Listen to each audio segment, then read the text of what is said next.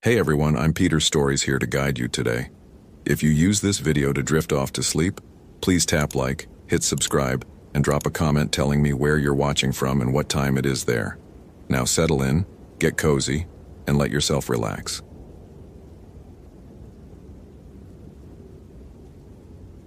Location: Congaree National Park, South Carolina.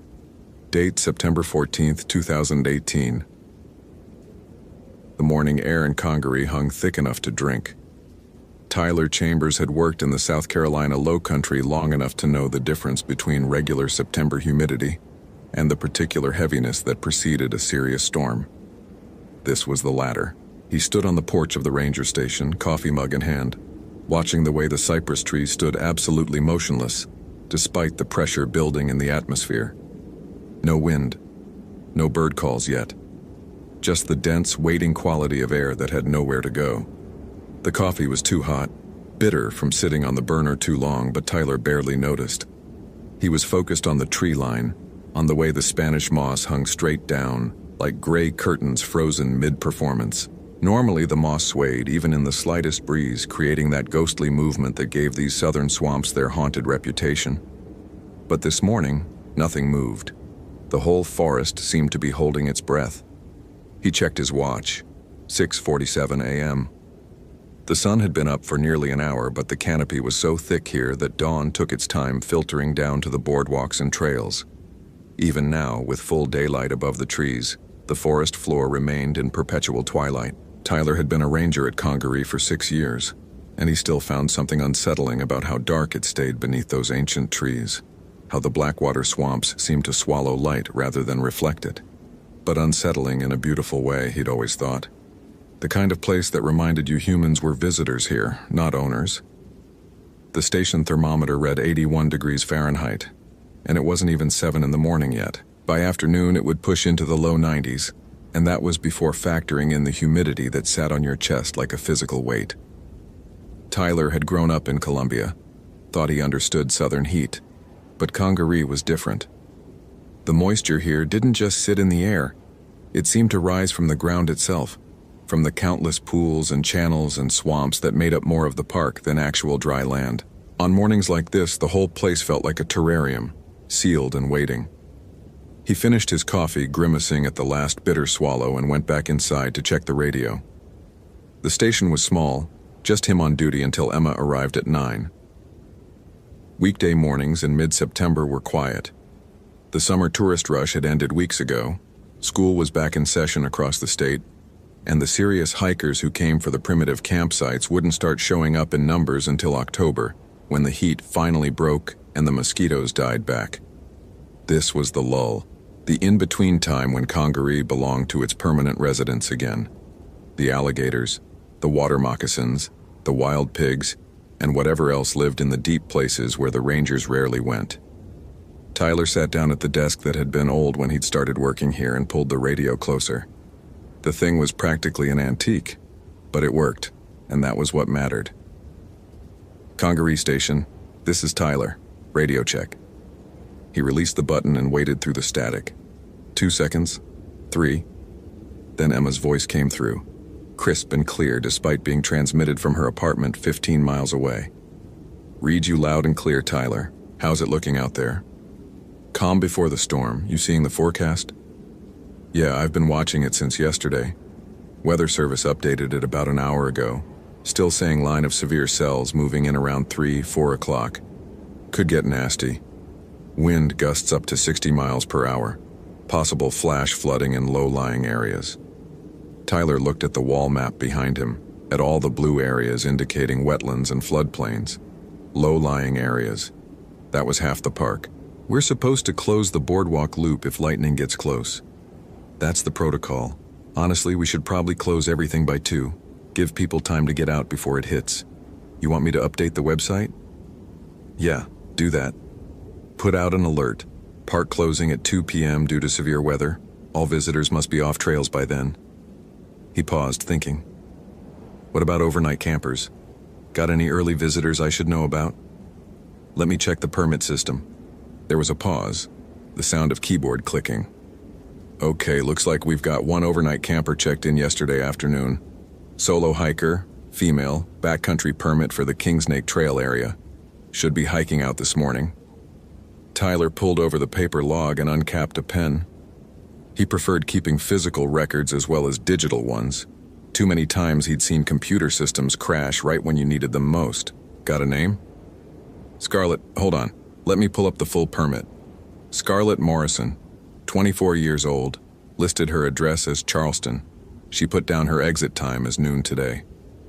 All right, I'll keep an ear out. Might do a run up to the Kingsnake Trailhead later this morning. Make sure her car's gone before the storm comes in. Sounds good. You want me to try calling her? She listed a cell number on the permit. Tyler thought about that. Solo hikers sometimes reacted badly to check-in calls. Felt like it was Ranger Service being overprotective or implying they weren't competent. But with a major storm coming, yeah, give it a try. Just a courtesy heads up about the weather. If she doesn't answer, no big deal. She's probably already breaking camp. Will do. I'll be in at 9. Stay dry out there. You too. Tyler out. He set down the radio and looked at the name he'd written. Scarlett Morrison, Charleston. The Kingsnake Trail wasn't one of the popular routes. It looped through some of the wettest sections of the park, required waterproof boots even in the driest season, and offered none of the boardwalk amenities that made Congaree accessible to casual visitors. People who hiked Kingsnake were usually experienced, usually alone, and usually there because they wanted to be somewhere truly remote. The kind of people who knew what they were doing. Usually, Tyler stood and stretched, feeling his back pop. He'd slept badly last night, kept waking up for no reason he could name.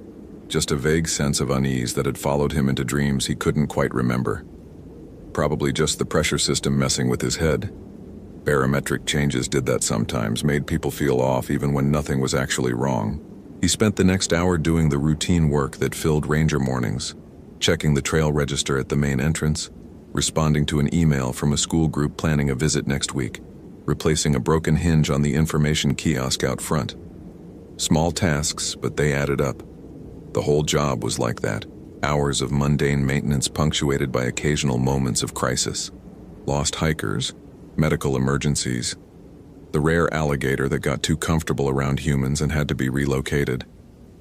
In 6 years, Tyler had dealt with all of those and more. But he'd never had a visitor simply vanish. Not without a trace. Not without any logical explanation. Not yet. By 8:30, the humidity had climbed to the point where his uniform shirt stuck to his back, just from walking to his truck. The sky remained that peculiar flat gray that promised violence later, but gave nothing away now. No dark thunderheads yet. No obvious storm front. Just an oppressive blanket of cloud that seemed to press down on the forest.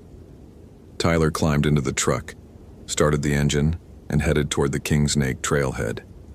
Just a feeling, he told himself.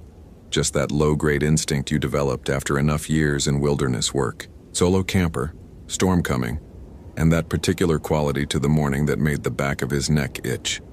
The drive took 15 minutes on the gravel service road that wound through the park's eastern section. Tyler passed the turnoff for the boardwalk loop, empty at this early hour, and continued deeper into the less traveled areas. Out here, the forest pressed close to the road, tupelo and cypress and water oak, forming walls of green and brown on either side. A white-tailed deer bolted across the road about 50 yards ahead. Tyler caught just a flash of its flagtail before it vanished into the undergrowth. The parking area for the Kingsnake Trailhead was barely more than a widened shoulder, space for maybe 3 vehicles. Scarlett Morrison's car was still there. A blue Honda Civic, maybe 10 years old, with a Charleston College parking permit hanging from the rearview mirror and a bumper sticker that read, "Not all who wander are lost." The hood was cool to the touch when Tyler laid his palm on it. Engine hadn't been running for hours. He checked his watch. 8:52 a.m. She'd listed noon as her exit time, so this wasn't concerning yet. Plenty of hikers slept in after a night under the stars, took their time breaking camp, stopped to photograph birds or interesting fungi. Tyler had been on enough searches to know that 90% of missing hikers showed up perfectly fine with some story about losing track of time or deciding to extend their trip. But as he stood there in the parking area, he noticed something odd. The driver's side window was rolled up, but the passenger window was cracked open about 2 inches. With rain coming, that seemed careless. He tried the door, unlocked. That was even more careless. This wasn't the kind of place where theft was a major concern, but still. He opened the door and leaned in. The car's interior smelled like coffee and pencil shavings. On the passenger seat was a sketchbook, open to a half-finished pencil drawing. Tyler recognized the subject immediately. A cypress knee rising from dark water, the bark rendered in careful detail showing every twist and spiral. The reflection in the water below was partially complete, distorted by ripples that she'd captured with just a few strategic smudges of graphite. In the corner of the page, in small, neat handwriting, he saw, Day 2. Morning light finally breaking through. Saw something moving in the water around dawn but couldn't make it out. Heron, maybe? Moved wrong for a bird, though. We'll try to find it again later. Tyler read that last sentence twice. Moved wrong for a bird. What did that mean? He carefully closed the sketchbook and left it on the seat where he'd found it. In the cup holder between the front seats was a stainless steel travel mug, empty. A phone charging cable dangled from the center console port, but no phone. She'd taken it with her, which was smart even though cell reception was basically non-existent this deep in the park. He used the door's interior button to roll up the passenger window most of the way, left just a crack for air circulation so the car wouldn't turn into an oven, and locked the door. As he walked back to his truck, he looked toward the trailhead. The wooden sign marking the entrance to the Kingsnake Trail stood at the edge of the parking area, weathered and moss-covered, with the standard warning about water levels and the recommendation for waterproof footwear. Beyond it, the trail disappeared into shadow within 20 feet. Artists often lost track of time, Tyler reminded himself. She was probably sitting by some tributary right now, trying to get the light just right on another sketch. She'd emerge from the forest in a few hours, apologetic about making anyone worry, with a sketchbook full of beautiful drawings and stories about the wildlife she'd seen. Probably. But as Tyler drove back toward the station, he couldn't stop thinking about that last sentence. Moved wrong for a bird. And more than that, he couldn't shake the feeling that something about this morning was off. Not just the weather, not just the stillness. Something deeper. Something wrong at a level he couldn't articulate. 40 miles away and 18 hours earlier, Scarlett Morrison had been having the dream again. She was standing in water up to her knees, black water that didn't reflect light properly, in a forest she recognized and didn't recognize at the same time. The trees were wrong, too tall or too close together, or twisted in ways that trees didn't twist. And somewhere out in that water, just beyond where she could see clearly, something was watching her. Not watching like an animal watches, watching like it knew her, like it had been waiting specifically for her to arrive. In the dream, she tried to move but couldn't. The water held her legs like thick mud, and when she looked down, she couldn't see her feet through the dark surface. Something brushed against her calf, smooth and cold and deliberate. Not a fish, not anything natural. She always woke up at that point, heart pounding, sheets soaked with sweat. This time had been no different. She'd lain there in her Charleston apartment, listening to her roommate Sarah snoring in the next room, waiting for her pulse to slow down. The dreams had started a week ago. Every night the same scenario with slight variations. Sometimes she was deeper in the water. Sometimes the thing watching her was closer. Sometimes she could almost make out a shape in the darkness before waking. Sarah had asked her about it over breakfast 3 days ago. You okay? You've been waking up a lot. Just stress dreams. You know how it is. About this camping trip? Maybe. I don't know. It's stupid. But it wasn't stupid. The dreams felt significant in a way she couldn't explain, like some part of her brain was trying to send a warning that her conscious mind refused to acknowledge. When she'd looked at the map of Congaree, at the network of swamps and waterways and primitive campsites, something had clicked. A sense of recognition. This was the place from her dreams, which was impossible. She'd never been to Congaree before, had never even seen photographs of it until she started researching places to practice her nature drawing. But the recognition had been undeniable, visceral, like meeting someone you'd only known online and finding their face exactly matched your mental image. She should have canceled the trip. That was the sensible thing. But Scarlett had never been particularly sensible when it came to her art, and this felt important. Whatever was happening, whatever these dreams meant, she needed to go to Congaree, needed to see if the place matched her visions, needed to draw it, to capture it, to make it real on paper in a way that would prove she wasn't losing her mind. So she'd loaded her camping gear into the Honda, double-checked her supplies, and made the 2-hour drive from Charleston to the park. Arrived mid-afternoon on September 13th, under that same oppressive gray sky that seemed to be permanent here. Checked in at the ranger station, a young woman named Emma who'd been friendly and helpful, going over the trail map and recommending camping spots. King Snake Trail is beautiful, Emma had said, but it's the real deal. No boardwalks, lots of standing water, and you're pretty isolated out there. You comfortable with backcountry camping? Done it plenty of times, Scarlett had assured her, which was true. She'd camped all over the South, Georgia, North Carolina, even a week in the Everglades during college. She knew how to bear-bag her food, how to purify water, how to spot the difference between a harmless rat snake and a venomous cottonmouth. What she didn't know was that some places had rules that went beyond basic wilderness survival. Rules that weren't written in any guidebook. She'd hiked in that afternoon, found one of the designated primitive campsites near the confluence where Cedar Creek met a smaller tributary. The site was perfect, a small rise of relatively dry land, just big enough for her tent, with a clear view of the water through a gap in the trees. She'd set up camp efficiently, hung her food bag from a branch 20 feet from the tent, and spent the remaining daylight sketching. That first evening had been fine. Beautiful, even. The light through the canopy turned golden as sunset approached, and she'd filled 3 pages of her sketchbook with studies of cypress knees, water reflections, and the particular way Spanish moss hung from the branches. As darkness fell, she'd eaten a cold dinner, trail mix and dried fruit, didn't want to bother with the camp stove, and climbed into her tent feeling accomplished and peaceful. The dreams didn't come that first night. She slept soundly, woke with the dawn, and immediately noticed how quiet everything was. No birds, no insects. Just absolute silence broken only by the occasional drip of water from the trees. That should have been her first warning. She'd emerged from her tent to find the forest shrouded in mist, the kind of ground fog that made everything look surreal and dreamlike. Her boots squelched in the mud as she walked to the water's edge to fill her water bottle. That's when she saw it, something in the water, maybe 30 feet offshore. Just a dark shape, breaking the surface briefly before submerging. Too large for a fish, too smooth for an alligator. It had moved in a way that seemed deliberate, purposeful, like it was letting her see it. Scarlett had stood there with her water bottle, watching the spot where the thing had disappeared, waiting for it to surface again. Minutes passed. The water remained undisturbed except for the mist drifting across its surface.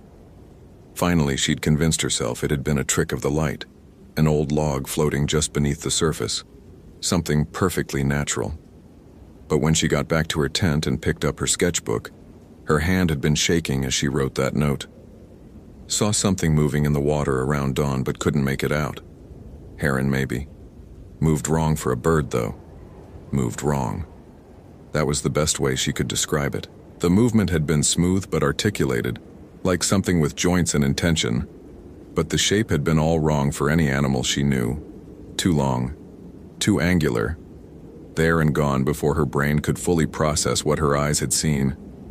She'd spent the rest of the morning trying to capture that wrongness in a sketch, but every attempt fell short. How do you draw something that was defined by being almost but not quite recognizable? She'd finally given up and decided to hike a bit, explore some of the smaller tributary trails that branched off from the main campsite area. That's when things had started going really wrong. By the time Emma arrived at the station at 9 a.m., Tyler had already checked the weather radar 3 times and finished a pot of coffee strong enough to strip paint. She came in looking concerned, her phone in her hand. "I tried calling Morrison," she said without preamble. "Straight to voicemail. Tried twice." Tyler felt his stomach tighten slightly. "Could just be out of battery, or no signal where she is." "Yeah, that's what I figured. But I wanted you to know." Emma set her bag down and moved to the desk, logging into the computer. I updated the website about the closure. Also sent out a message on our social media. Park closing at 2 p.m. All visitors should plan accordingly. Good. We'll do a last patrol of the main trails around 1:30. Make sure anyone who hasn't seen the notices gets the message. Tyler stood and stretched. I'm going to head back up to Kingsnake around 1, check if her car's still there. If it is, we might need to consider a wellness check. Go in and make sure she's okay. You want me to come with you? If the car's there, yeah. 2 of us should go in if we're doing a search. But hopefully she'll be packed up and gone by then, and I'm worrying for nothing. Emma nodded, but didn't look convinced. She'd been working at Congaree for 2 years, long enough to develop her own instincts about when something felt off. Tyler, this morning, does it feel weird to you? Like the park itself? Weird how? I don't know. Quiet. I drove in on the main road and didn't see a single animal. No deer, no birds, nothing. And you know how talkative the crows usually are in the morning. I haven't heard a single one. Tyler had noticed the same thing but hadn't wanted to voice it, as if speaking the observation aloud would make it more real. Storm coming. Animals can sense pressure changes. They're probably hunkered down already. Maybe. Emma didn't sound convinced. Or maybe something else is out there. My grandmother used to tell me stories about the swamps around here. Said there were things that lived in the Blackwater, things that were here before people and would be here after. She was Gullah, grew up in these low-country areas before they became parks and tourist spots. She knew things. What kind of things? Emma hesitated as if debating how much to say. She called it the Plat Eye, said it appeared in different forms, sometimes as a massive dog with eyes like lanterns, sometimes as a hog, sometimes as something that looked almost human but wasn't. It led travelers astray, she said, made them see things, hear things, got into their heads and turned them around until they were so lost they never found their way back. Tyler had heard similar stories from the locals over the years.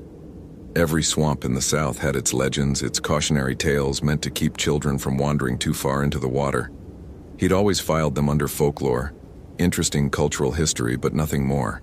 You think that's what's got the animals quiet? He asked, keeping his tone light. The Plat Eye? I think my grandmother wasn't stupid, Emma said flatly. And I think she lived in these swamps for 70 years without ever getting lost, without ever having anything bad happen to her because she knew when to pay attention.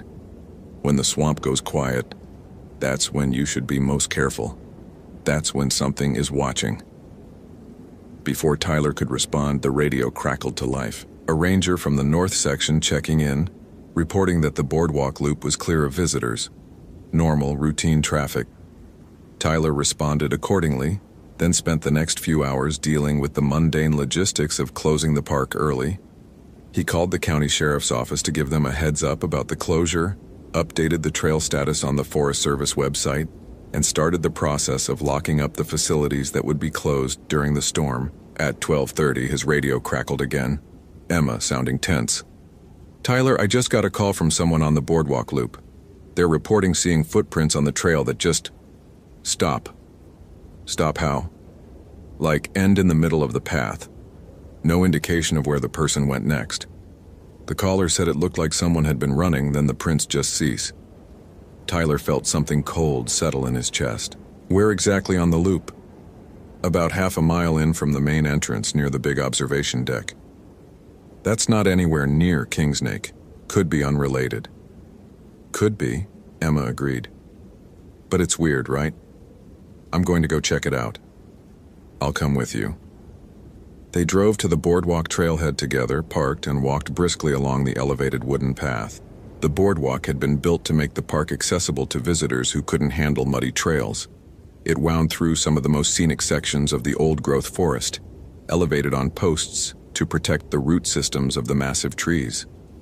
The couple who'd called it in, tourists from Ohio, clearly rattled, were waiting at the observation deck. They showed Tyler and Emma what they'd found. Footprints in the mud beside the boardwalk, clearly visible. Medium-sized boot treads heading parallel to the boardwalk for about 20 feet. The spacing indicated someone had been running. And then, Just as the couple had described, they simply stopped. No indication of a turn, no suggestion of the person climbing onto the boardwalk or into the water. The prints just ended as if the person had been lifted straight up into the air. Could be a prank, Tyler said, thinking aloud. Someone walks forward, then carefully steps backward in their own prints to make it look like they vanished. But even as he said it, he knew that wasn't right. The mud was soft enough that doubling back would have distorted the prints, created visible overprinting. These were clean, singular impressions. "We'll document this and file a report," Emma told the couple. "It's probably nothing to worry about. Could be an optical illusion with the mud, or we're missing the continuation of the trail. But thank you for reporting it. You folks should head out now. We're closing the park in about an hour and a half due to the incoming storm." The couple nodded and headed back toward the parking area, glancing nervously over their shoulders. Once they were out of earshot, Emma turned to Tyler. "That's not a prank." "No," Tyler agreed quietly. "It's not." They stood there for a moment, looking at those impossible footprints, and then, from somewhere deeper in the forest came a sound that made them both freeze. A voice. Female. Calling for help. But the voice was wrong. It came from too far away, too deep in the swamp where no one should have been. And there was something off about its cadence, as if the person calling was speaking just slightly too slowly, drawing out the syllables in a way that was almost but not quite natural. "Help. Me." Tyler's hand went to his radio. "Did you hear that?" Emma nodded, her face pale. "We need to get back to the station now." They walked quickly back along the boardwalk, not quite running but close. Neither of them spoke until they were back in the truck, doors locked, engine started. "That wasn't Morrison," Emma said. "She's supposed to be miles from here on Kingsnake Trail." "I know. So who was that?" Tyler didn't answer, because he didn't have an answer that made any sense. Instead, he checked his watch, 1:15 p.m., and made a decision. "We're going to the Kingsnake trailhead right now. If her car's still there, we go in. I don't care about the storm." The car was still there. Tyler and Emma stood in the parking area, staring at the blue Honda Civic that hadn't moved since that morning. The sky had darkened noticeably, taking on that greenish cast that precedes severe weather. Wind had picked up too, making the Spanish moss finally move, swaying in patterns that looked almost like pointing fingers. "All right," Tyler said, fighting to keep his voice steady and professional. "We go in. We check the campsite coordinates on her permit and we bring her out. Could be she's injured, twisted an ankle, couldn't make it back, could be a dozen things." But he didn't believe that, and neither did Emma. They geared up quickly. Day packs with emergency supplies, radios, GPS units, extra batteries for their flashlights even though it was mid-afternoon. Tyler pulled out the area map and marked the location of the primitive campsite Morrison had listed on her permit. 2 miles in near the confluence. Straightforward trail for the first mile, then it got complicated. "Remember," he told Emma as they signed into the trail register, "we stick together. No splitting up. If we find her, we assess her condition, provide first aid if needed, and get her out as fast as possible. Storm's going to hit in 2, maybe 3 hours. We need to be back to the vehicles before then." They started hiking. The Kingsnake Trail began innocuously enough, a relatively clear path through palmetto understory, marked with the occasional trail blaze on the trees. But Tyler knew from experience that this was deceptive. Within a quarter mile, the trail would descend into the kind of terrain that gave Congaree its character and its challenge. They called Morrison's name as they walked, their voices swallowed by the forest. The wind had died down again, and in its absence the silence returned, deeper than before. Tyler found himself straining to hear anything. Birds, insects, the rustle of small mammals in the undergrowth. Nothing. Just their footsteps and their breathing and the occasional squelch of mud beneath their boots. After 20 minutes of hiking, they reached the point where the trail started to get serious. The path narrowed and began winding between massive tupelo and bald cypress trees, their trunks rising like pillars in a cathedral. Standing water appeared, first just shallow puddles but quickly deepening to ankle level and beyond. Tyler and Emma had worn their waterproof boots, but even so, the cold water found ways to seep in at the tops. This is why I prefer the boardwalk sections, Emma muttered, testing her footing on a submerged log before stepping onto it. At least there you know what's under your feet. They crossed a makeshift log bridge over a channel of black water, the log slick with algae. Tyler went first, arms out for balance, trying not to look down at the water below. Something about it seemed deeper than it should be, darker, as if the bottom had dropped away into nothing. On the far side, Emma called out, "Tyler, look at this!" She was crouching beside a tree, pointing at something on the bark. Tyler moved closer and felt his blood run cold. Fresh scratches, 4 parallel gouges, cut deep into the cypress trunk. They were at chest height, maybe 5.5 feet off the ground, and they looked like they'd been made by something with claws, but the spacing was wrong, too wide for a bear, and besides, there hadn't been bears in this part of South Carolina for decades.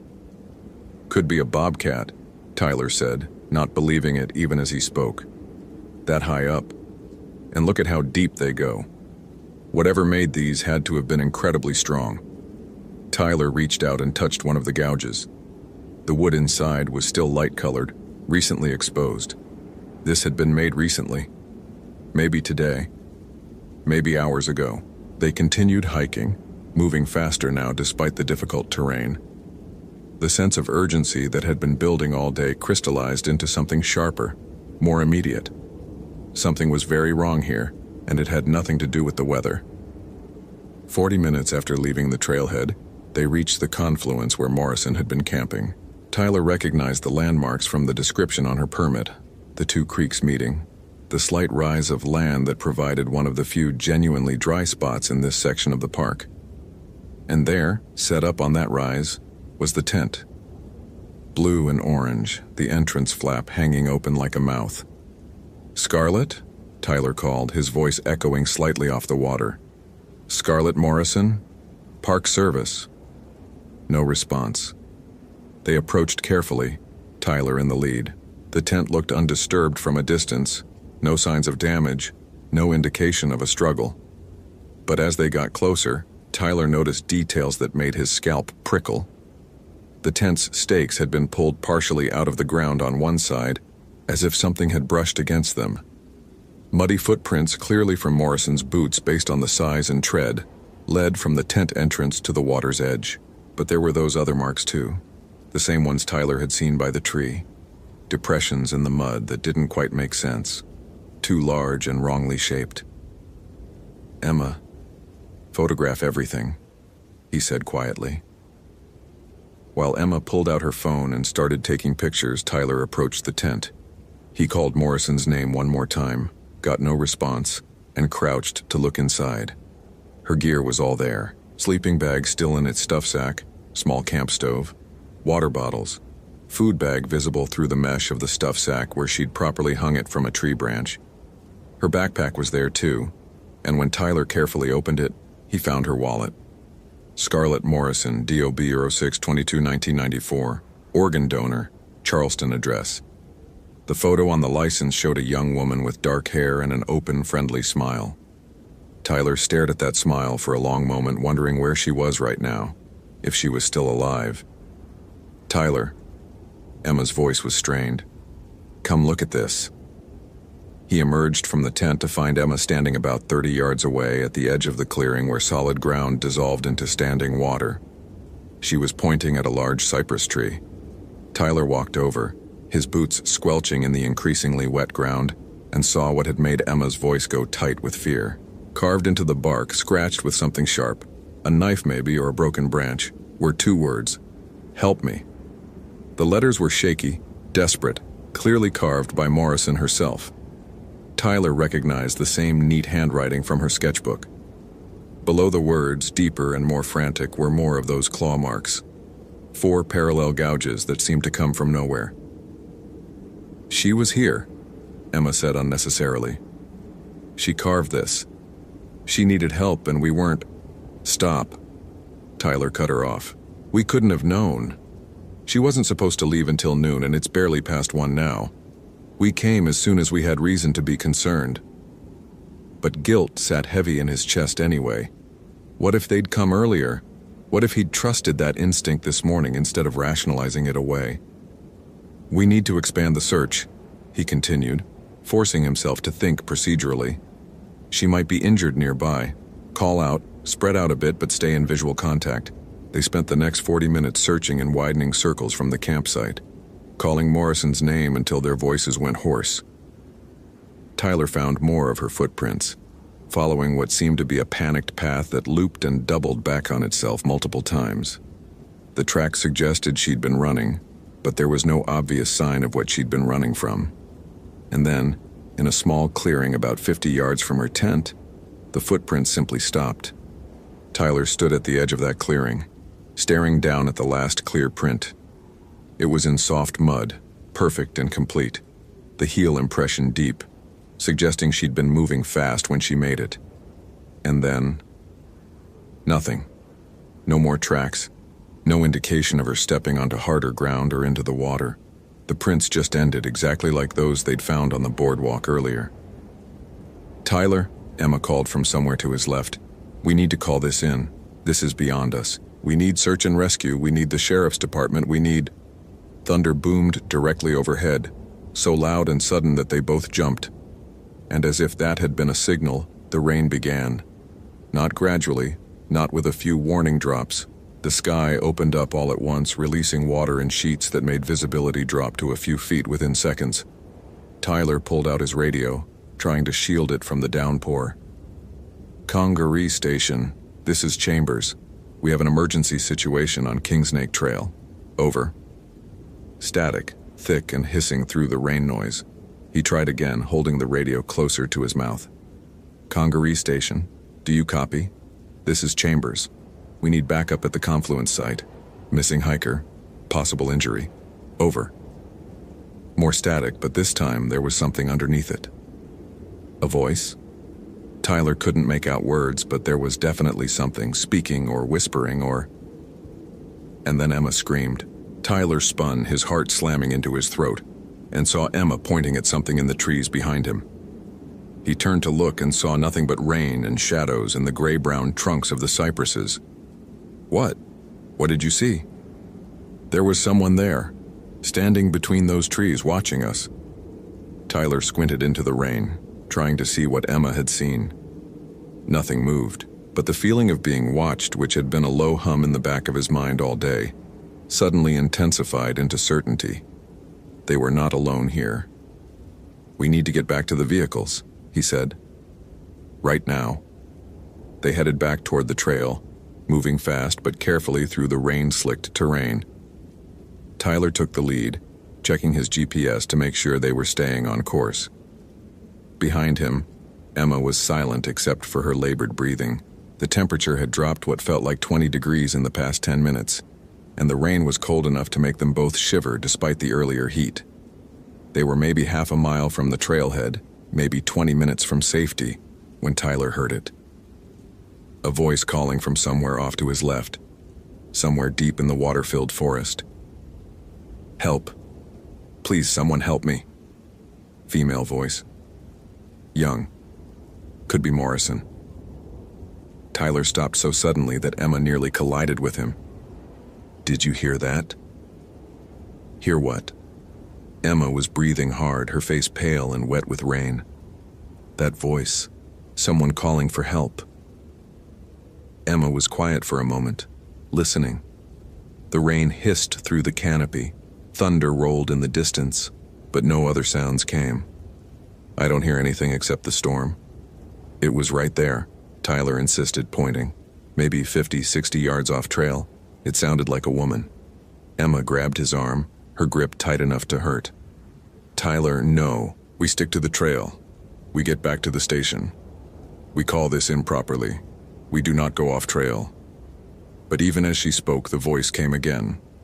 Clearer this time, closer. "Please. I'm hurt. I can't move." "You really don't hear that?" Tyler stared at Emma. She shook her head, genuine fear in her eyes now. "Tyler, I'm telling you, I don't hear anything except rain and thunder. Whatever you're hearing, I'm not hearing it. And that should tell you something." That should have been enough. That should have stopped him. But the voice sounded so desperate, so pained, and if there was even a chance it was Morrison. "Stay here," he said, pulling his arm free from Emma's grip. "Keep calling my name every 30 seconds. If I don't answer within 5 minutes, go back to the trailhead and get help. I'm just going to look." "Tyler, don't do this. This is how people get lost. This is how we end up searching for the searchers. This is exactly what my grandmother warned about. The thing in the swamp that leads people astray makes them hear things. You're not hearing Morrison. You're hearing it." But Tyler was already moving, pushing through the palmetto and young trees, toward where the voice had come from.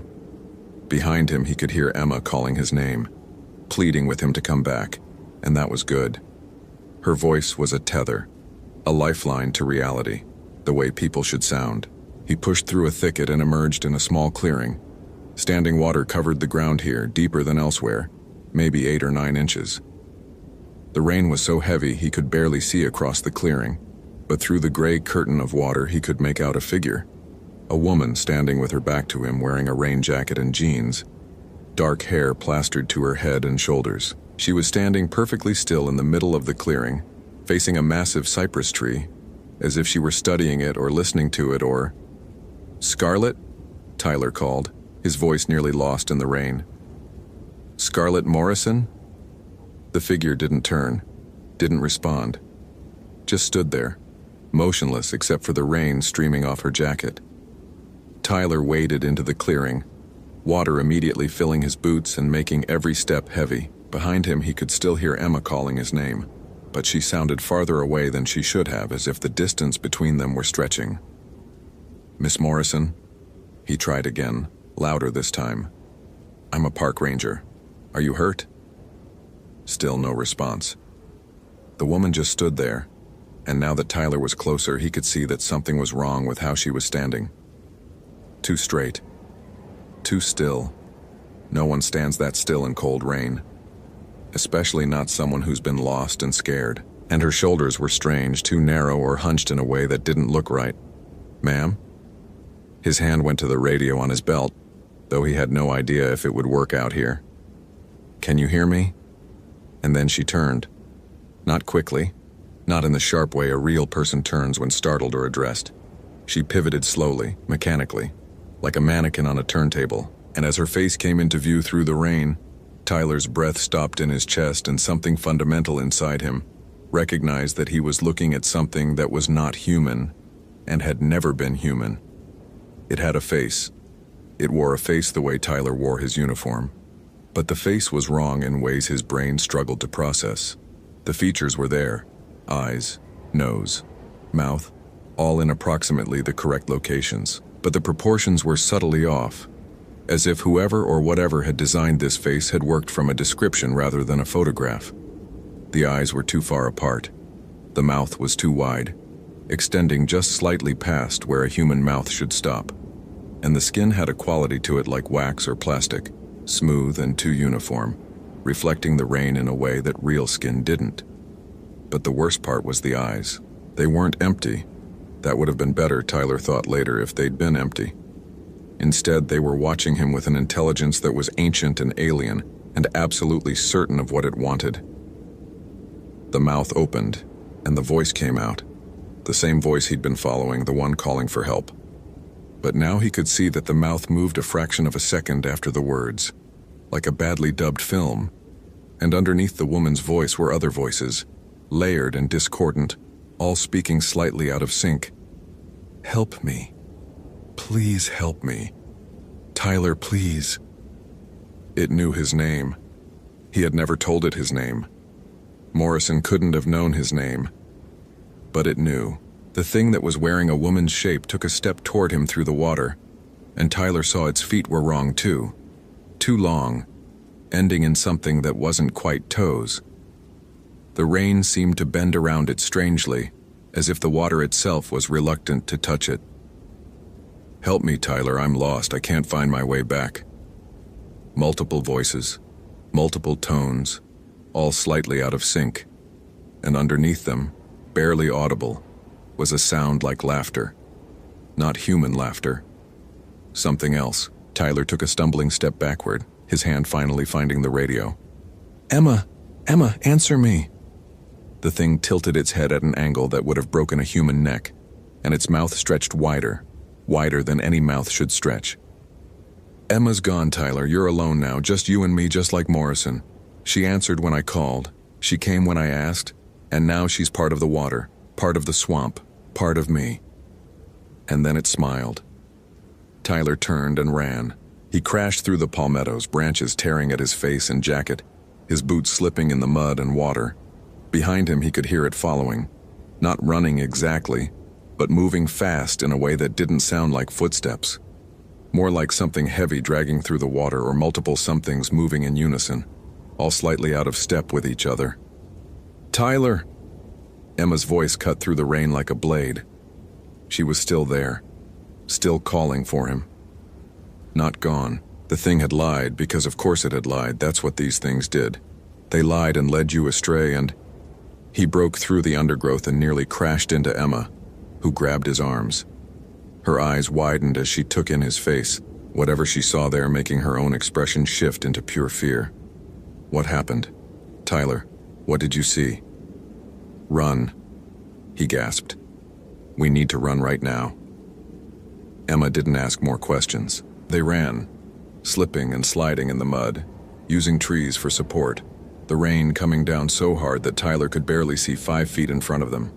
His lungs burned, his legs ached, but the terror propelling him forward was stronger than any physical discomfort. Behind them, from somewhere in the rain and shadows, came the sound of voices. Multiple voices, all calling the same thing. Tyler, Emma, come back. We're lost. Help us. They didn't look back. They just ran. The trailhead appeared through the rain like a mirage. The parking area and their vehicles, the most beautiful sight Tyler had ever seen. They reached his truck and practically fell inside, slamming the doors and hitting the locks. Tyler's hands shook so violently he could barely get the key in the ignition, but finally the engine roared to life and he threw the truck into gear. They drove back toward the station through the storm, neither of them speaking, both of them jumping at every flash of lightning or crack of thunder. The windshield wipers worked frantically, but could barely keep up with the downpour. It wasn't until they were a mile from the trailhead that Emma finally spoke, her voice barely above a whisper. What was that thing? I don't know. Tyler's knuckles were white on the steering wheel. But it knew our names, Emma. It was wearing Morrison's shape, or what it thought her shape should be. And it said she's part of the water now, part of the swamp. The Platt-Eye, Emma said, and now she was crying, tears mixing with the rain on her face. My grandmother tried to warn me. She said when the swamp goes quiet, when everything stops making noise, that's when it's hunting. That's when it comes out to watch and wait and choose who it wants. Tyler wanted to tell her that was just folklore, just stories meant to scare children, but he couldn't. Not after what he'd seen in that clearing. Not after looking into those eyes that were and weren't human. They made it back to the station at 2:47 p.m., according to the clock on the wall that Tyler stared at for a full minute, trying to make his brain start working again. Emma sat at the desk, wrapped in a blanket despite the warm temperature inside, and called the sheriff's office on the landline. Tyler listened as she gave the report. Missing hiker Scarlett Morrison, last known location at the Confluence campsite on Kingsnake Trail. Campsite abandoned but gear present. No sign of subject despite extensive search. They needed search and rescue deployed as soon as weather permitted. They needed cadaver dogs. They needed help. The sheriff's deputy who took the call was sympathetic and professional. A unit would be sent out as soon as the storm passed, he promised. Search and rescue would be mobilized for first light tomorrow if Morrison didn't turn up overnight. Had they checked with local hospitals, just in case she'd somehow made it out and sought medical attention? No, Tyler admitted. They'd call around now. But even as Emma started making those calls, Tyler knew they wouldn't find Morrison in any hospital. She wasn't injured. She wasn't lost in the traditional sense. She was gone in a way that had nothing to do with medical emergencies or simple misadventure. The deputy also mentioned that they'd sent a patrol car to Morrison's last known address in Charleston earlier that day, had spoken with her roommate. Tyler listened as Emma relayed what the roommate had said. that Morrison had been acting strange for the past week, waking up screaming, claiming she heard someone calling her name in her dreams, that she'd felt compelled to come to Congaree like something was waiting for her there. The roommate said Morrison described the same dream every night, Emma continued, her voice flat. Standing in black water with something watching her, something that knew her name. Tyler felt cold spread through his chest despite the blanket around his shoulders. It was calling her. Before she ever got here, it was already in her head, making her come to it. But why? Emma looked at him with red-rimmed eyes. Why her specifically? I don't know. Maybe it doesn't need a reason. Maybe it just chooses, the way a predator chooses prey from a herd. They stayed at the station as the storm raged outside, neither of them willing to go home, neither of them wanting to be alone. The power flickered several times but held. Tyler made coffee that neither of them drank. Emma pulled up Morrison's social media on her computer, scrolling through photos of a smiling young woman with dark hair and kind eyes. An art student who loved nature and camping, and whose last post had been a picture of a sunset with the caption, "Off to see the trees, back Sunday with sketches to share." She would never be back. Tyler knew that with a certainty that made him feel sick. Around 6 p.m., Emma's phone rang. Her boyfriend, worried about her being at work during the storm. She assured him she was fine, would be home soon. But after she hung up, she looked at Tyler. "I can't leave you here alone. Not after that. I'm fine. You should go home. Your boyfriend is worried." "Tyler." "I'll be okay. I'll lock the doors. I'll stay inside. Go home, Emma. Get some rest." She left reluctantly, making him promise to call if he needed anything, to not go back out to the trails until search and rescue arrived tomorrow. Tyler promised, even though he knew he wouldn't sleep tonight, wouldn't be able to rest until he understood what had happened to Morrison. If understanding was even possible. Alone in the station, Tyler tried to write up an incident report. Got as far as typing "subject last seen at campsite, no indication of struggle or injury" before stopping, his fingers frozen on the keyboard. How did he write what had actually happened? How did he explain what he'd seen in that clearing? He couldn't. So he closed the document and instead opened the park's historical records, searching for any mention of unusual disappearances or encounters with something that defied explanation. There were more than he expected. 1987. Hiker disappeared near Cedar Creek, never found. 1994. Search and rescue worker reported seeing something watching from the water before radio contact was lost for 3 hours. 2003. 2 campers reported hearing voices calling them by name from deep in the swamp. One of them followed the voices and was found 2 days later, incoherent and unable to explain where he'd been. 2011. Female hiker vanished from the Kingsnake Trail area. Her tent was found with all belongings intact. A note carved into a nearby tree read simply, "Help." The pattern was clear if you knew to look for it. Every 5 to 7 years, something like this happened. Someone vanished in a way that made no sense. And always it was near water. Always in the deepest, most isolated parts of the park. Tyler closed the browser and looked at the clock. 9:43 p.m. The storm had passed, leaving behind that peculiar silence that follows major weather. No insects yet emerged, no animals calling, just the drip of water from the trees and buildings. He should go home. His shift had ended hours ago. But the idea of driving through the dark, of passing by the Kingsnake trailhead on his way to the highway, made his skin crawl. So he stayed, dozing fitfully in the office chair, jumping awake at every creak of the building settling or drip of water from the gutters. Sometime around midnight, Tyler woke from a dream he couldn't quite remember to find the station completely dark. The power had finally gone out, probably a tree down somewhere on the lines. He fumbled for his flashlight, clicked it on, and nearly dropped it. There was a face at the window, not pressed against the glass. Just there, outside in the darkness, barely illuminated by the reflection of his flashlight. A woman's face, pale and wet, with dark hair plastered to her skull. She was looking directly at him, not moving, not blinking. Tyler's breath stopped.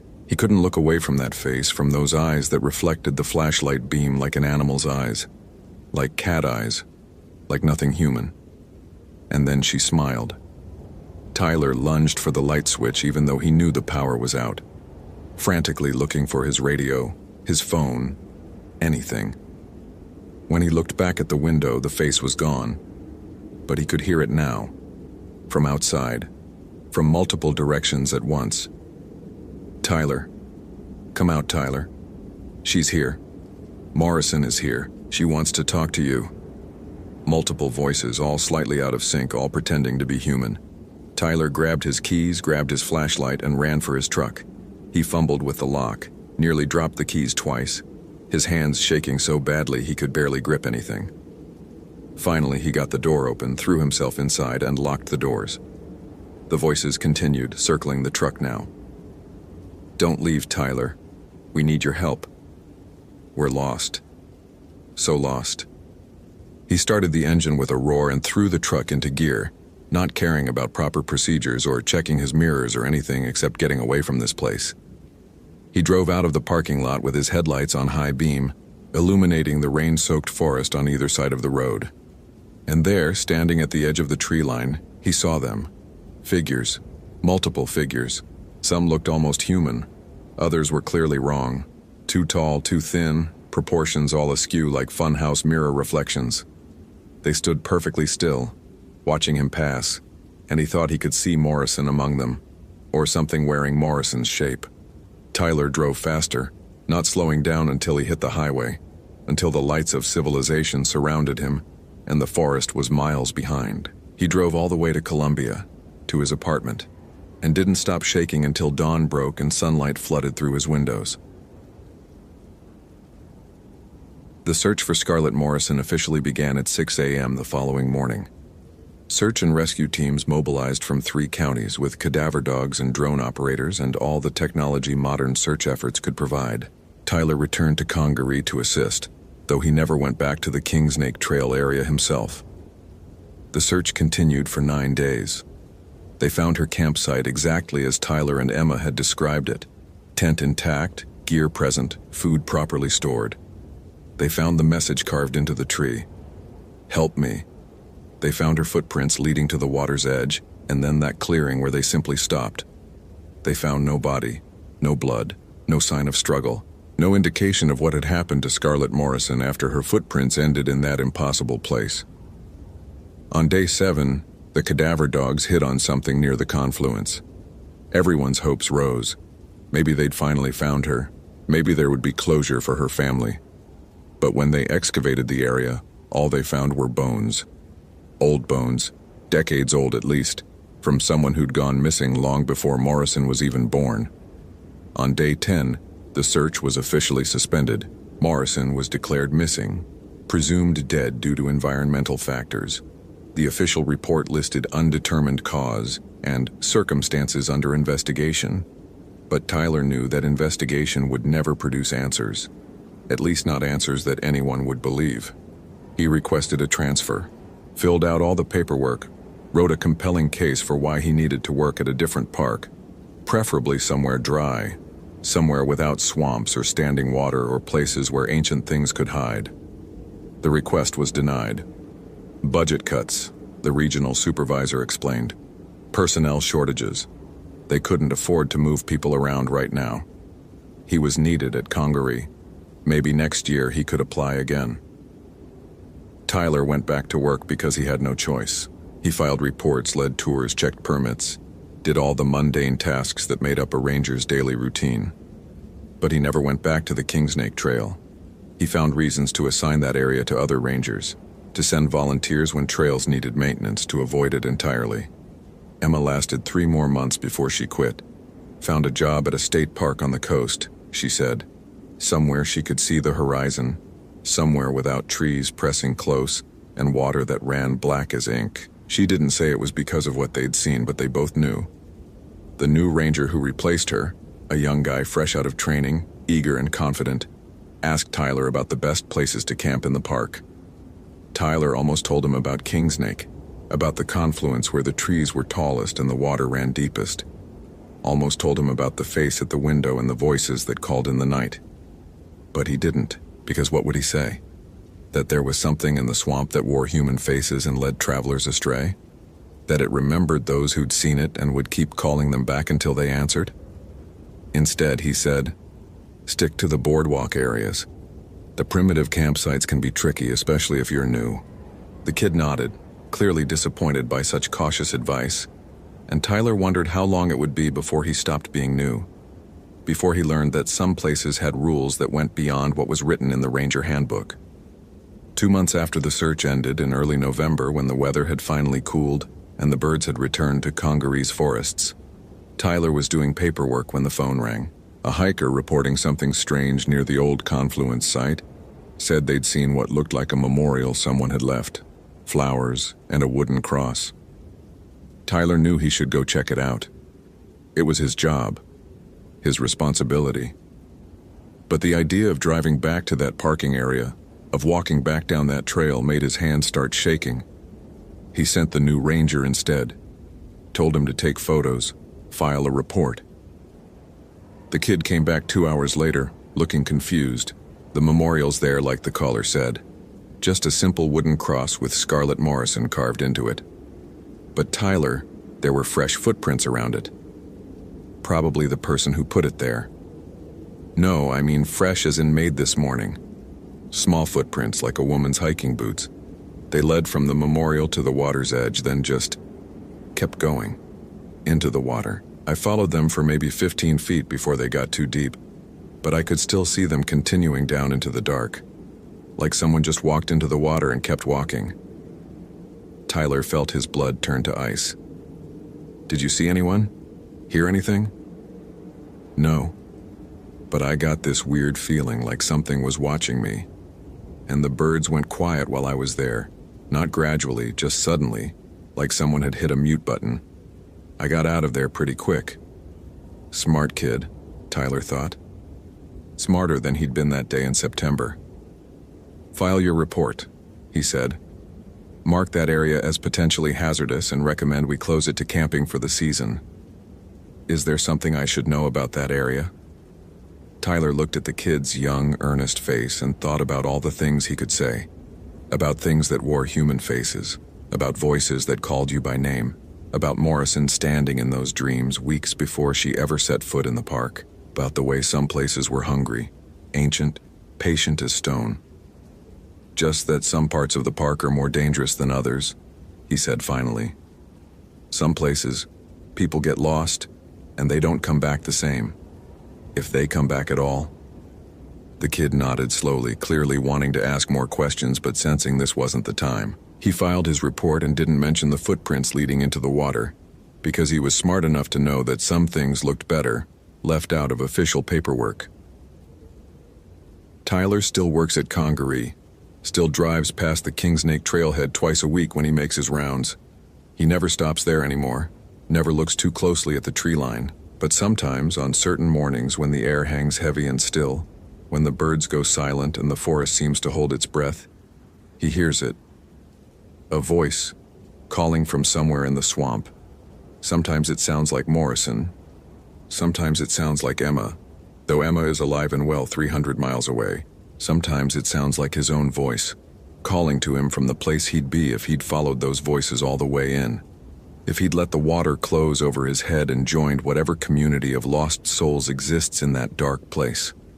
He never answers, but the invitation is always there, patient and persistent, waiting for the moment when his guard drops or his curiosity overwhelms his fear, or he simply forgets why he should be afraid. Because that's the thing about the Platte, about the thing in the water, about whatever it is that lives in the deep places of Congaree. It remembers. It's patient. And it knows that eventually, everyone who's heard its voice answers. Eventually. Tyler just hopes that day never comes for him. But on nights when he can't sleep, when he lies in his Columbia apartment and listens to the ordinary sounds of the city, he sometimes hears underneath them a whisper of something else. The sound of black water lapping at cypress knees, the drip of rain from Spanish moss, and very faintly, almost too quiet to hear, a voice calling his name. Just once, just to remind him that it's still out there, still watching, still waiting. I did the Incident Report, National Park Service Case. CNP 2018-0914, M status, Suspended Investigation. Subject, Morrison, Scarlett, Dawby, 06/22/1994. Last known location, Kingsnake Trail, Congaree National Park. SC date, September 14th, 2018. Summary. Subject failed to exit park as scheduled. Extensive search conducted September 14th, 2018. No remains recovered. No evidence of foul play. No physical evidence of environmental hazard, animal attack, drowning, exposure. Subject's campsite found intact with all personal belongings present. Several anomalous features noted during search operations but deemed non-material to official finding. Case classified as missing person, presumed deceased due to undetermined environmental factors. Investigation suspended pending new evidence. Notes. Lead Ranger T. Chambers and Assistant Ranger E. Rodriguez reported unusual conditions during initial search operation. Details filed under separate cover and sealed per request of rangers involved. Search team members reported similar anomalies, but attributed to severe weather conditions during search period. Of note, 7 previous disappearances in the same general area between 1987 to 2011, all sharing similar characteristics: solo hikers, campsite intact, no remains recovered. Pattern may merit further analysis by regional office. Case remains open.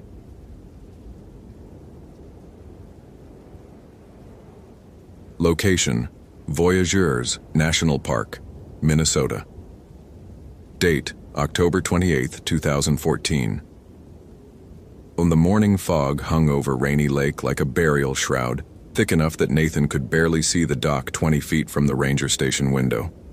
He stood with his coffee mug warming both hands, watching gray moisture swirl and drift in patterns that seemed almost deliberate. October in Voyageurs always felt like the park was closing itself off from the world, sealing away its secrets before winter locked everything down for good. The tourist season had ended 3 weeks ago.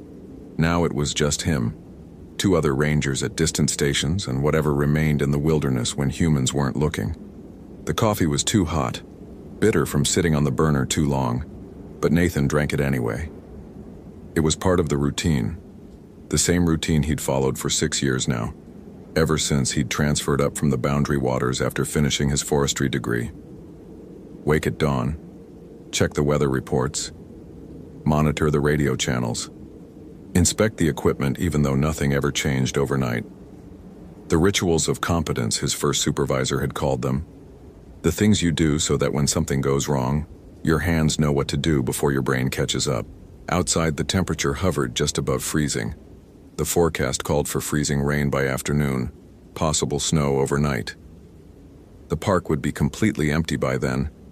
Even the handful of late-season kayakers who sometimes tried to squeeze in one last trip before the lakes froze would be long gone.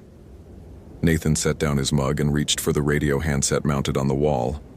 Voyageurs dispatch, this is Rainy Lake Station. Morning check-in. Static crackled for a moment before Claire's voice came through clear and professional. Morning, Nathan. We copy. Weather looking rough today. Affirmative. I'm going to do a sweep of the Kettle Falls area, check on the winter shutdowns, make sure everything's secured. Should be back by 1400. Copy that. Radio check every 2 hours. Stay warm out there. Will do. Rainy Lake Station out. Nathan clipped the radio to his belt and pulled on his jacket, a heavy waterproof shell over his fleece, both in the distinctive Park Service green and gray. His boots were already laced, sitting by the door where he'd set them the night before. Knife on his belt, flashlight, first aid kit, compass as backup even though he had GPS, bear spray even though the bears were long since denned up for winter, the tools of the trade, each in its designated place, each checked and rechecked until the checking itself became a form of meditation. He stepped outside into air that tasted of ice and dead leaves. The dock creaked under his weight as he walked down to where his patrol boat was tied up, a 17-foot aluminum hull with an outboard motor that had seen better days, but still fired up on the first pull every morning. The lake spread out before him, Invisible beyond 15 feet, the fog so dense it seemed to have weight and substance. Sound behaved strangely in conditions like this, sometimes carrying voices for miles, sometimes swallowing them completely just a few yards away. Nathan untied the mooring lines and pushed off from the dock. The motor coughed once, then caught, settling into its familiar growl. He eased the throttle forward and the boat slid into the gray void, the world reducing itself to a circle of dark water around him and an infinite wall of white beyond. He knew these waters like he knew his own hands. Every rock, every shallow, every inlet and channel. He could navigate them blind if he had to, just by the feel of the current and the sound of water against stone. But something felt different this morning. It was nothing he could name, just a quality to the silence beneath the motor's noise, a sense of the fog watching him, rather than simply obscuring his view. Nathan had spent enough time alone in the wilderness to know that the human mind invented patterns in randomness, saw faces in tree bark, heard voices in wind. He knew the difference between real danger and the imagination's conjuring. This felt like neither. This felt like standing in a room where someone had just left, the air still disturbed by their passing, but no evidence remaining except the certainty that you weren't alone. He checked his GPS. Right on course for Kettle Falls. The screen glowed green and steady, the little arrow representing his boat creeping steadily northwest. 20 minutes at this speed, maybe 25 in the fog. He'd done this run 100 times. Nothing to it. The radio crackled. Rainy Lake, this is dispatch. Nathan grabbed the handset. Go ahead, dispatch. We've got a vehicle in the Ash River parking area, been there since yesterday afternoon. Silver Honda Civic, plates registered to an Allison Reeves, Minneapolis address. She filed a day permit for a solo kayak trip to Kettle Falls. Was supposed to be back out last night. You see any sign of her on your patrol? Nathan's stomach tightened slightly. Not alarm yet, but the first whisper of concern. Solo paddlers this late in the season were rare but not unheard of.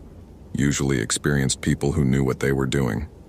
But overnight in these temperatures, especially if the freezing rain had started early. Negative contact yet, dispatch. I'm heading to Kettle Falls now for routine inspection. I'll keep an eye out. What's the description? Female, 28, 5'6", brown hair, likely wearing a red waterproof jacket. Experienced paddler according to her permit notes. She's done this route before. Copy that. I'll radio in when I reach Kettle Falls. Rainy Lake out. Nathan increased his speed slightly, the boat's bow lifting as it cut through water he couldn't see. The fog seemed to thicken as he moved deeper into the lake, as if the park itself were closing around him. He'd participated in search and rescue operations before. Lost hikers, capsized canoes, the occasional tourist who'd wandered off trail and couldn't find their way back. Most ended well. People turned up cold and embarrassed but alive. Sometimes they didn't turn up at all, and those were the ones that stayed with you. The ones you thought about during the long winter nights when the station creaked and settled and sounded like footsteps in empty rooms. The motor's pitch changed as he entered shallower water, and Nathan throttled back, letting the boat drift as he oriented himself. Somewhere ahead through the fog was the channel that led to Kettle Falls, a narrow passage between high stone walls where the water ran fast and cold even in summer. The old hotel stood there, a historic building from the logging days, now shuttered for the season. If Allison Reeves had been heading to Kettle Falls, that's where she would have pulled up her kayak, maybe explored the building or hiked the short trail to the falls themselves. A sound cut through the fog, not the motor, not the water. Something else. Nathan killed the engine, letting the boat drift in sudden silence. There it was again. A voice. Faint and far away, but definitely human. Calling something he couldn't quite make out. Hello? Nathan shouted into the gray. This is the National Park Service. Can you hear me? Silence. Just the lap of water against the hull, the distant drip of condensation from invisible trees. Then again, help. The word drifted through the fog like smoke, directionless and strange. Please help me. Nathan grabbed the spotlight mounted on the boat's bow, and switched it on, sweeping the beam through the fog. It barely penetrated 10 feet, but in that circle of light he could see dark water and nothing else. He cupped his hands around his mouth. "Keep calling, I'll follow your voice. Where are you?" Nothing. He waited, the boat rocking gently, his hand resting on the motor's pull start. Professional instinct warred with something deeper, some animal awareness that whispered caution. The voice had sounded wrong somehow, not frightened, not panicked, but flat, almost curious, like someone testing a word they'd heard but didn't fully understand. Nathan shook off the thought. Someone was in trouble. That was his job, to help people in trouble. He yanked the motor back to life and eased forward, following the direction the voice had seemed to come from. The GPS showed him approaching the channel to Kettle Falls, right where Allison Reeves would have been. The fog shifted, and suddenly he could see the channel mouth, a narrow cut between high rock walls streaked with lichen and old water stains.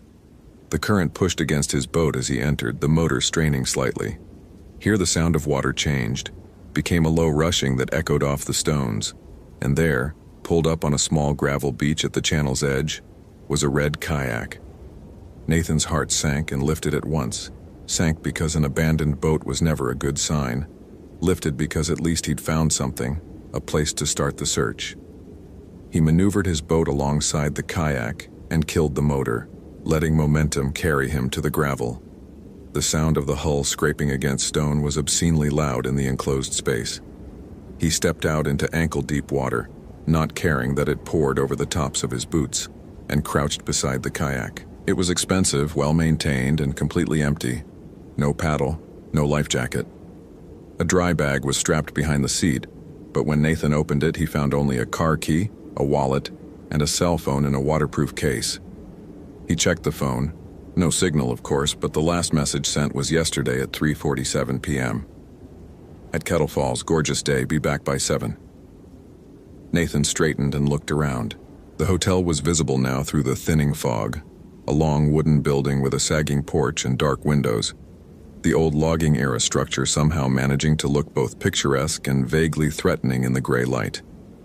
The trail to the falls proper led off to the right, marked by a weathered sign. "Allison Reeves," he called out. "This is the National Park Service. If you can hear me, call out." The only answer was the rush of water, and a sound that might have been wind in the trees or might have been something else entirely. Nathan grabbed his radio. "Dispatch, this is Rainy Lake. I've located the missing kayaker's boat at Kettle Falls. No sign of the individual yet. I'm going to conduct a ground search of the immediate area." "Copy, Rainy Lake. Be advised, freezing rain starting at your location in approximately 30 minutes. Don't stay out too long." "Understood. We'll update in 1 hour. Out." Nathan secured his boat and shouldered his pack, which contained water, emergency supplies, rope, and flares. He started up the trail toward the hotel, his boots leaving clear prints in the mud. The fog was definitely thinner here, pulled apart by the wind that funneled through the channel. He could see perhaps 50 feet now, far enough to make out the details of the building.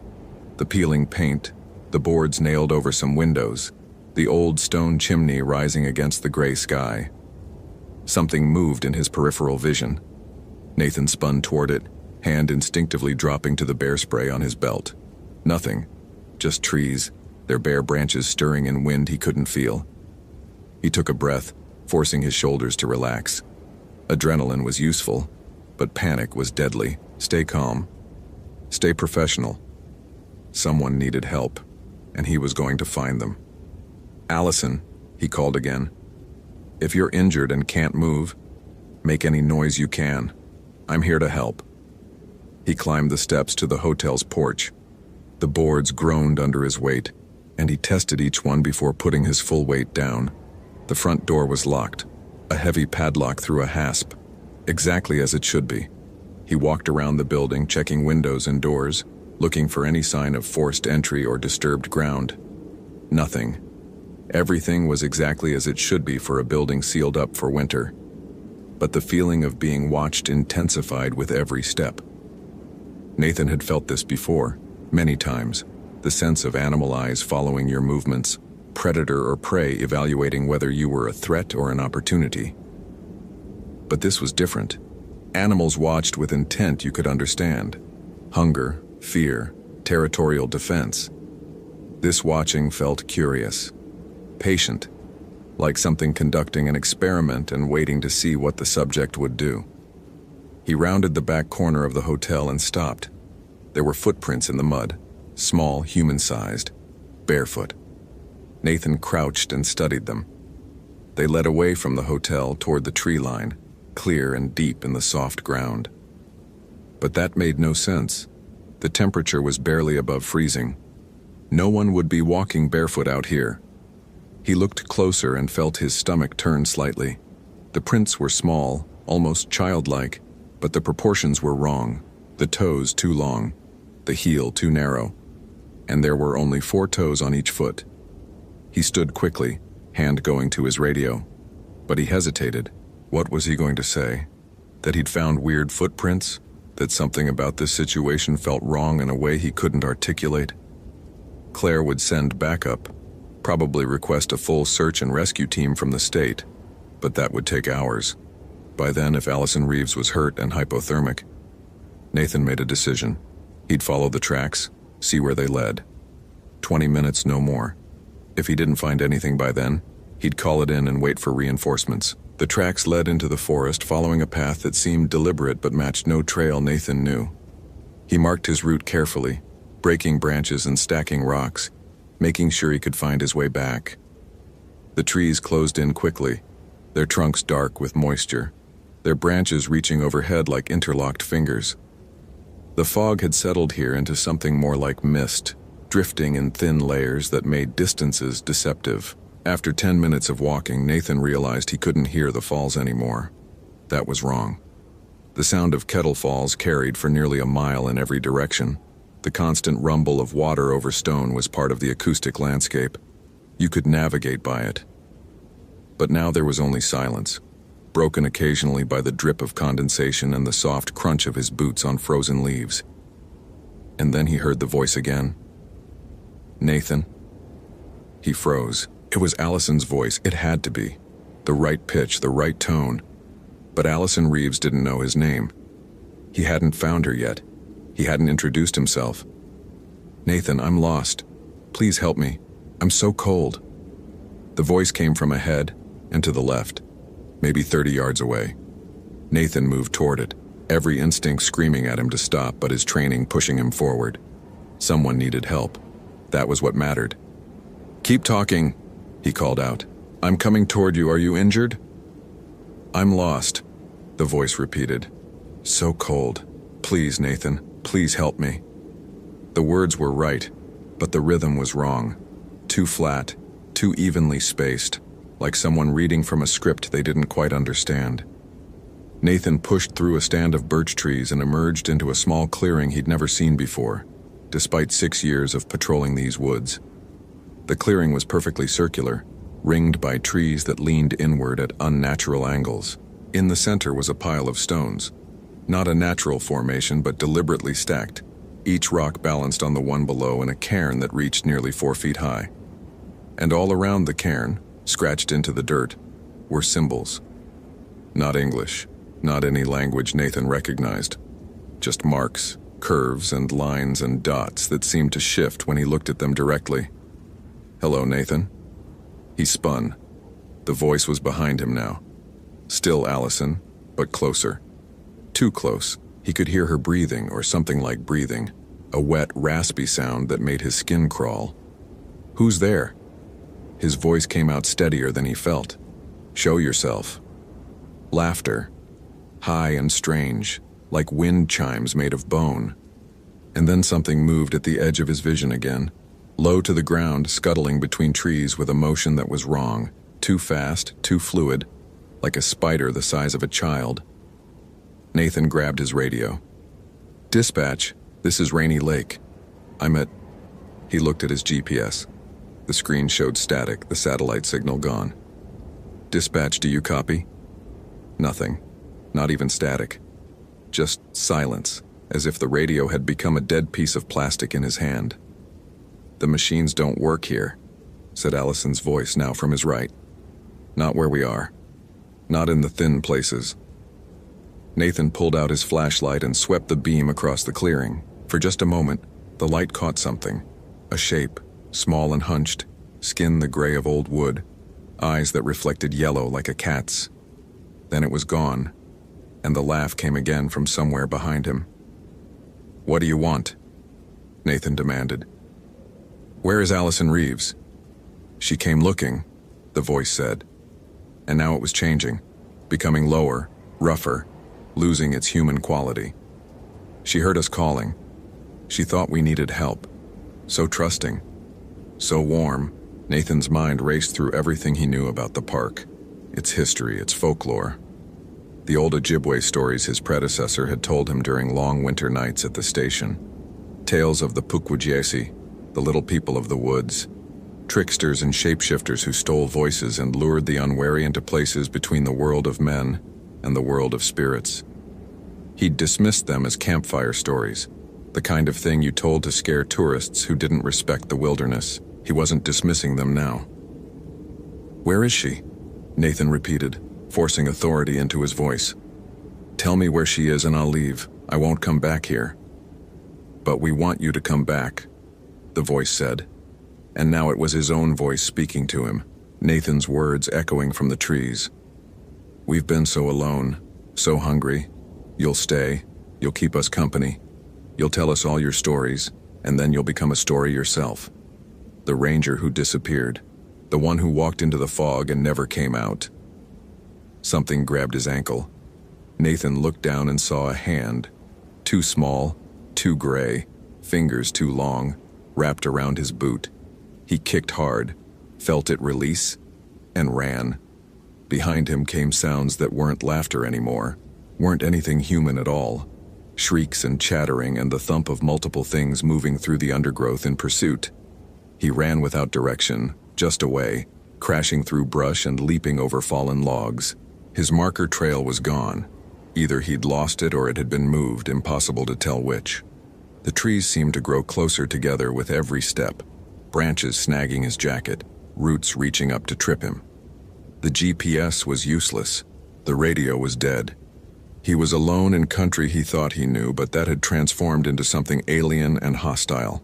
And then he broke through the tree line and nearly ran straight off a cliff. Nathan grabbed a sapling at the last second, his momentum almost carrying him over the edge into nothing. He looked down and saw water, not the channel, not the lake, but a pool of black water that reflected nothing, not even the gray sky above.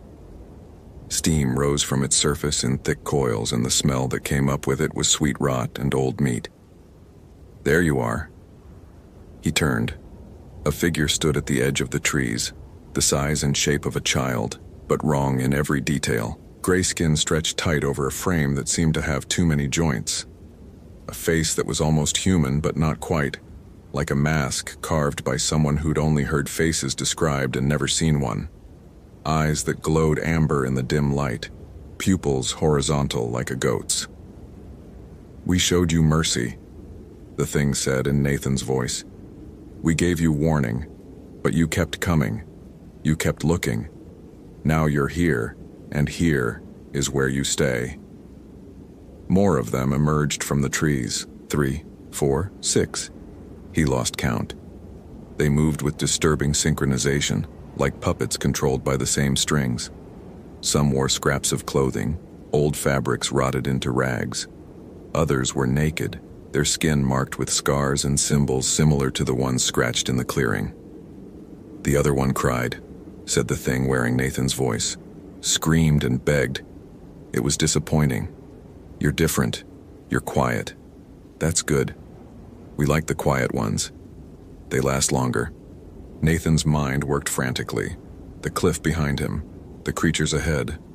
No weapons except the bear spray, which wouldn't do anything against whatever these were. No backup coming, no way to call for help. But he was still alive, still thinking, and as long as he was thinking, he had a chance. "What did you do with Allison?" he asked, buying time. "She's here, part of here, in the water, in the trees, in us. She's everywhere now. Would you like to see?" One of the creatures stepped forward and opened its mouth impossibly wide. In the darkness of its throat, Nathan saw something pale and limp, fingers curled into claws, a scrap of red fabric.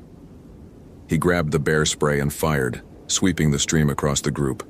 They shrieked and scattered, but not from pain, from surprise, from offense at being attacked. Nathan didn't wait.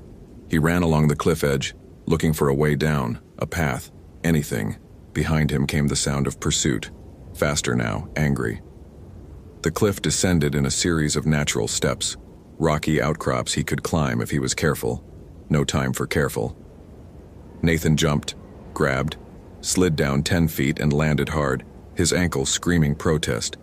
He kept moving, half climbing and half falling, chunks of loose stone bouncing down ahead of him. The creatures followed, but they were faster on level ground. Here, descending, he had a brief advantage. His hand hit something metal. A cable, old and rusty, bolted into the rock face. Some long-abandoned climbing road or safety line. Nathan grabbed it and used it to swing down the last 15 feet, landing in shallow water at the cliff base. Not the black pool. This was different, clearer, and he could see his own boots beneath the surface. The channel. He'd somehow circled back to the channel. Nathan splashed through the water, ignoring the cold soaking into his clothes, and there, impossibly, mercifully, was his boat, still tied where he'd left it. He threw himself into it, fumbled with the mooring line, got it free. The motor. Pull the cord. Nothing. Again. Nothing. Going somewhere?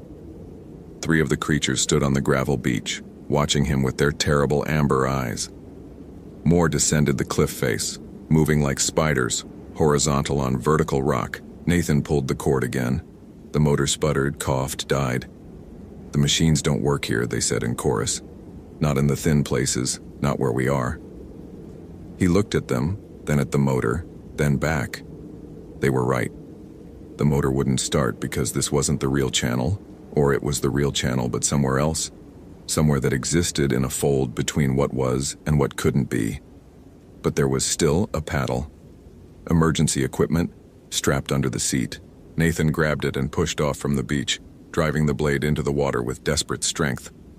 The current caught the boat, pulled it into the center of the channel. The creatures shrieked and poured into the water after him, their small bodies churning the surface into froth. Nathan paddled like his life depended on it, which it did. The current was with him, pulling him downstream, away from the things that reached with impossible hands and called his name in voices he recognized. The fog closed in again, and for once he was grateful for it, grateful for any barrier between him and what hunted him. He paddled until his arms burned, until his lungs felt like they would burst, until the shrieking faded to silence, and he could hear his own heartbeat again, loud and fast in his ears. And then the fog lifted. Nathan found himself in open water, the lake spreading around him under clearing skies. His GPS flickered back to life, showing his position a mile east of Kettle Falls. The radio crackled.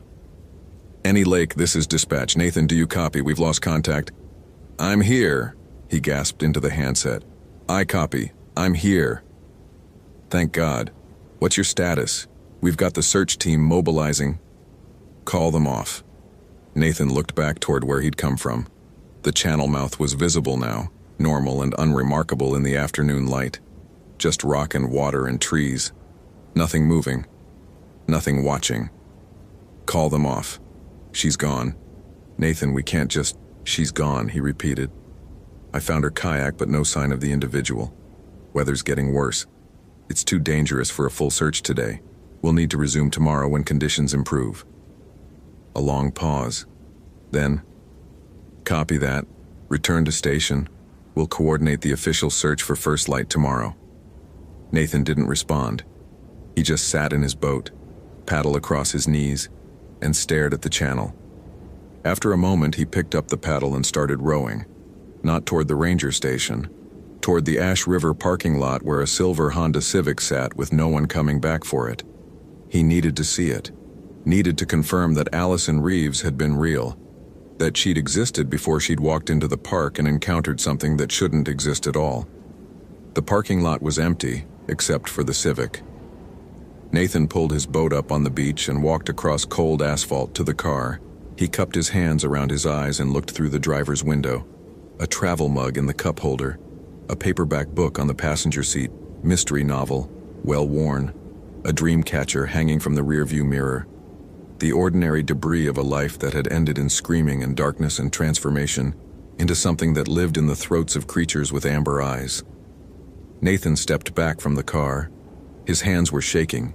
He made them stop through sheer force of will. The official search would find nothing. He knew that with absolute certainty. They'd look for 3 days, maybe 4, sweeping the area around Kettle Falls with dogs and boats and helicopters. They'd find her kayak, her dry bag, her footprints leading away from the hotel. The trail would end where the footprints became something else, something they wouldn't be able to explain. Eventually, they'd conclude she'd fallen into the water and been swept away, or gotten lost and succumbed to hypothermia, or met any number of mundane ends that happened to people in the wilderness when they weren't careful. None of them would find the clearing with its cairn and symbols. None of them would hear the voices calling from the fog. None of them would see the Pukwudjiesi, because the Pukwudjiesi didn't want to be seen. Not yet. Not until they were ready for their next visitor. Nathan walked back to his boat. The sun was setting now, throwing long shadows across the water. The freezing rain had started, light but persistent, turning everything to ice. He pushed off from shore and started the motor. It caught on the first pull, because this was the real world again. The world where machines worked and physics made sense, and there were no thin places where ancient things waited for the unwary. But as he headed back toward the ranger station, Nathan knew he'd never forget what he'd seen. Never forget Allison Reeves and her last moments, consumed by things that wore her voice like a costume. Never forget the feeling of being hunted in country he'd thought he owned. The radio crackled again. Rainy Lake, this is dispatch. Nathan grabbed the handset with nerveless fingers. Go ahead. Just checking in. You sound pretty shaken up. You want me to have someone meet you at the station? Did he? Would it help to tell someone what he'd seen? Would they believe him? Would they do anything except look at him with concern and suggest he take a few days off? Maybe talk to someone? Negative. Dispatch. I'm fine. Just cold and tired. I'll file my report when I get back. Copy that. See you tomorrow for the search. Yeah, Nathan said. Tomorrow. But he already knew he wouldn't be there tomorrow. Couldn't be there, because if he went back to Kettle Falls, back into those woods, the things that lived there would remember him. They'd already shown him their world once, given him a glimpse of the thin places. They wouldn't let him leave a second time.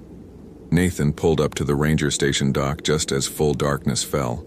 The building's windows glowed yellow, warm and welcoming.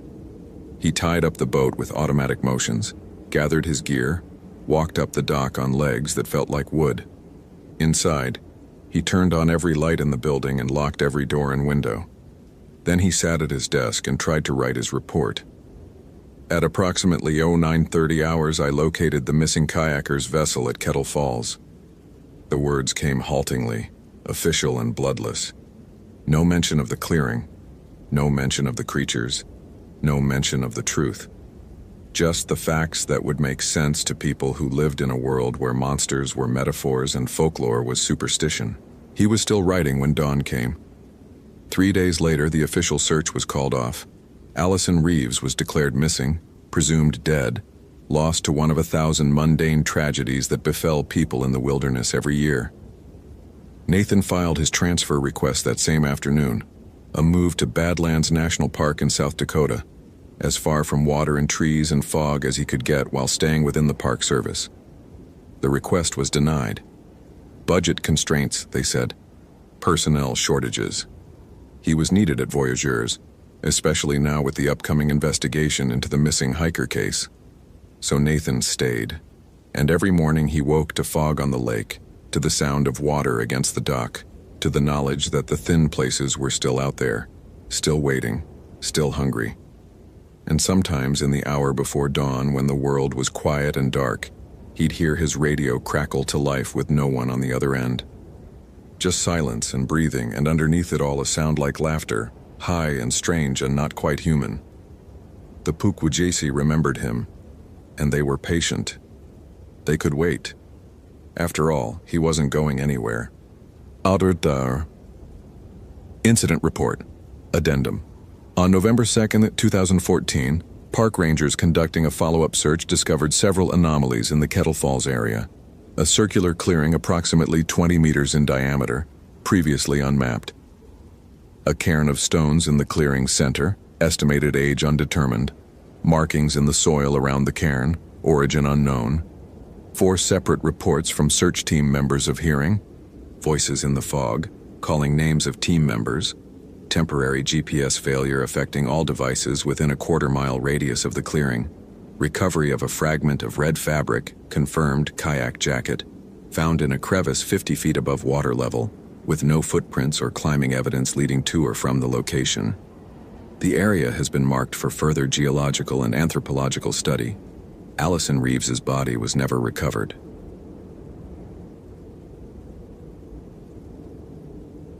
Location: Gates of the Arctic National Park, Alaska. Date: March 12, 2017. They say memory is unreliable, that the human brain rewrites history every time you recall it, smoothing over rough edges and filling in gaps with fabrication. Wesley Thorne knew that was true. He'd studied it in his psychology courses at UAF, back when he thought he'd be a professor instead of a park ranger in the most remote wilderness on Earth. But there were some memories that didn't smooth over. Some memories that stayed sharp as broken glass, cutting you fresh every time you touched them.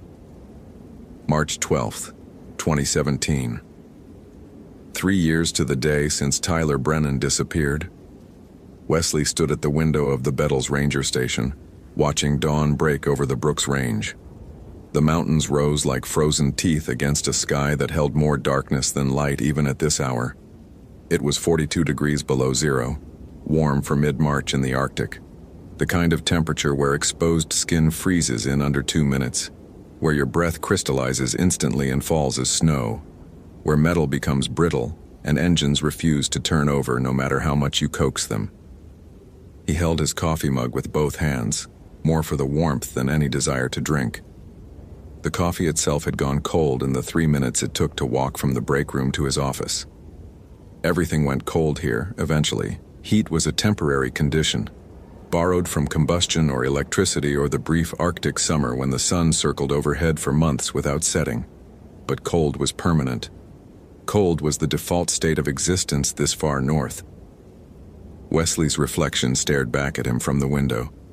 43 years old, weathered face marked by 15 years of Alaska winters, gray threading through his beard despite his relative youth.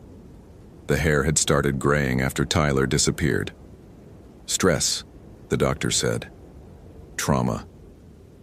Wesley knew better. Some things aged you from the inside out, wrote themselves into your DNA and made you older than your years. Behind him, the radio crackled with morning check-ins. Rangers at remote cabins reporting in, confirming they'd survived another night. Bush pilots filing flight plans. Weather stations broadcasting conditions across the North Slope. The routine sounds of wilderness management in a park larger than Belgium, but with a staff of 6 permanent rangers and maybe a dozen seasonal workers during the brief summer months. Gates of the Arctic National Park wasn't like other parks.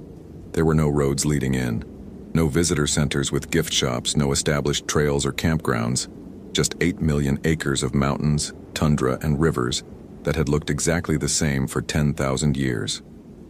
The park's motto was simple: the last great wilderness. It wasn't marketing, it was truth. Wesley set down his coffee and walked to the large map mounted on the wall, a topographical chart showing elevation lines so dense they bled together in places where mountains rose sheer and unforgiving. Red pins marked the handful of ranger cabins scattered across impossible distances. Blue pins showed emergency supply caches.